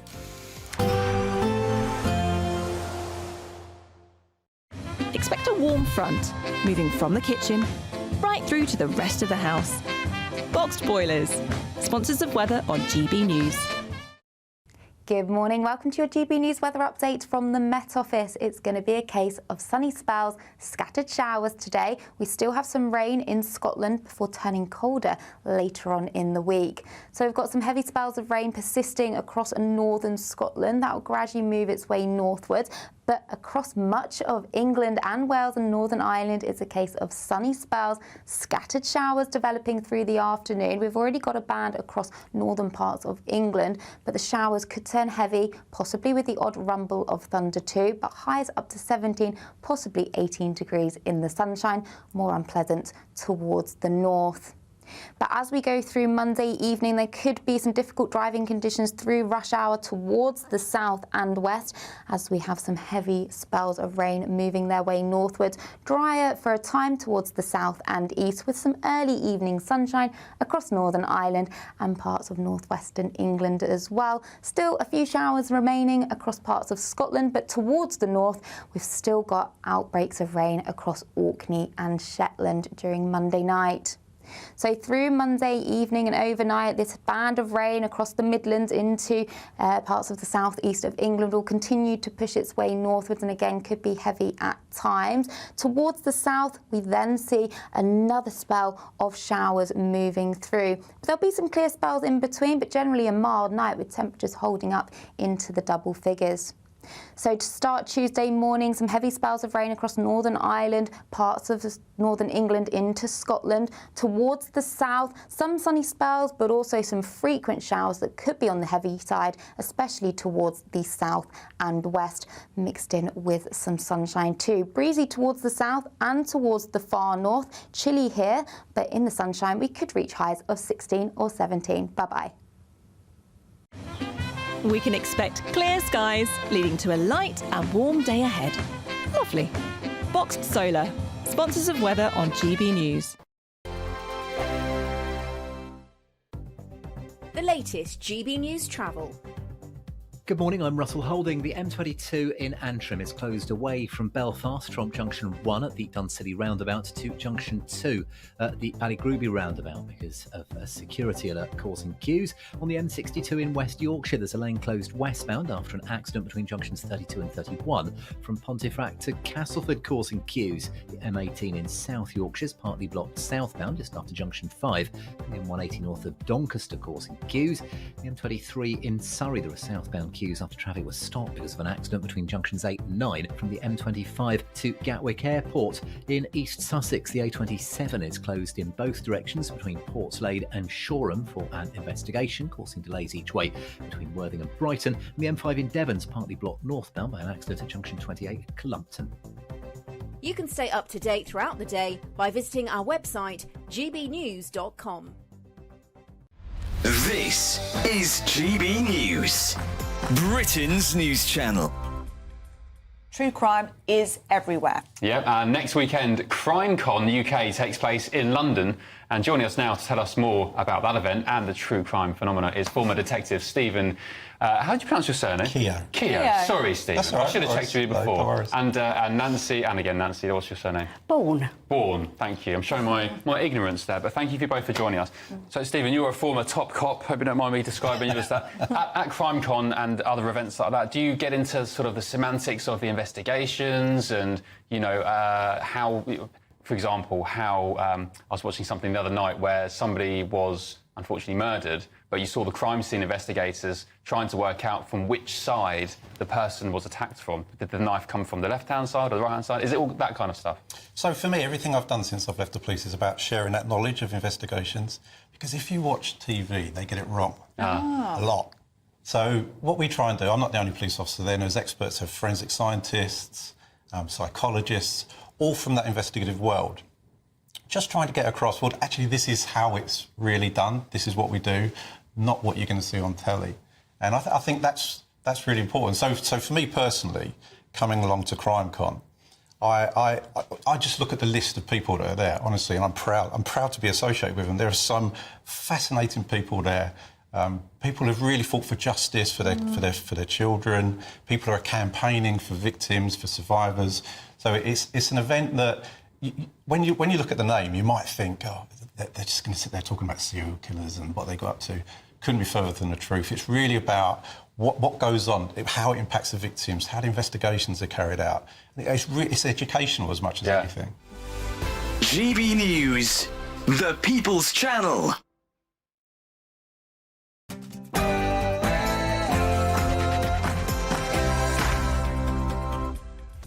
Morning, 9:30 on Monday the 7th of October, live across the UK. This is Britain's Newsroom with Andrew Pearce and Bev Turner. So Sue Gray calls it a day. Did she jump? Before she was pushed, Sue Gray has quit as the Prime Minister's chief of staff. Don't worry, she's got a new part-time role. We'll tell you all about it. Stand with the Jewish community. That's the message from the Prime Minister as he again calls for a ceasefire in the Middle East in the anniversary of Hamas's attack on Israel. Mark White has the latest. Well, a year after that horrific attack on October the 7th last year, Israel is still fighting in Gaza, but they measure success by the fact that the vast majority of rockets have ceased being fired into Israel by Hamas. And meanwhile, there's been a surge of young people supporting Hamas in this country who think the massacre of the Jews was, quote, justified. Britain, the home of the illegal migrant, as almost 1,000 people crossed the Channel on Saturday. New research shows one person in every 100 of the population, can you believe this, is an illegal migrant. They start smashing up those gangs, Prime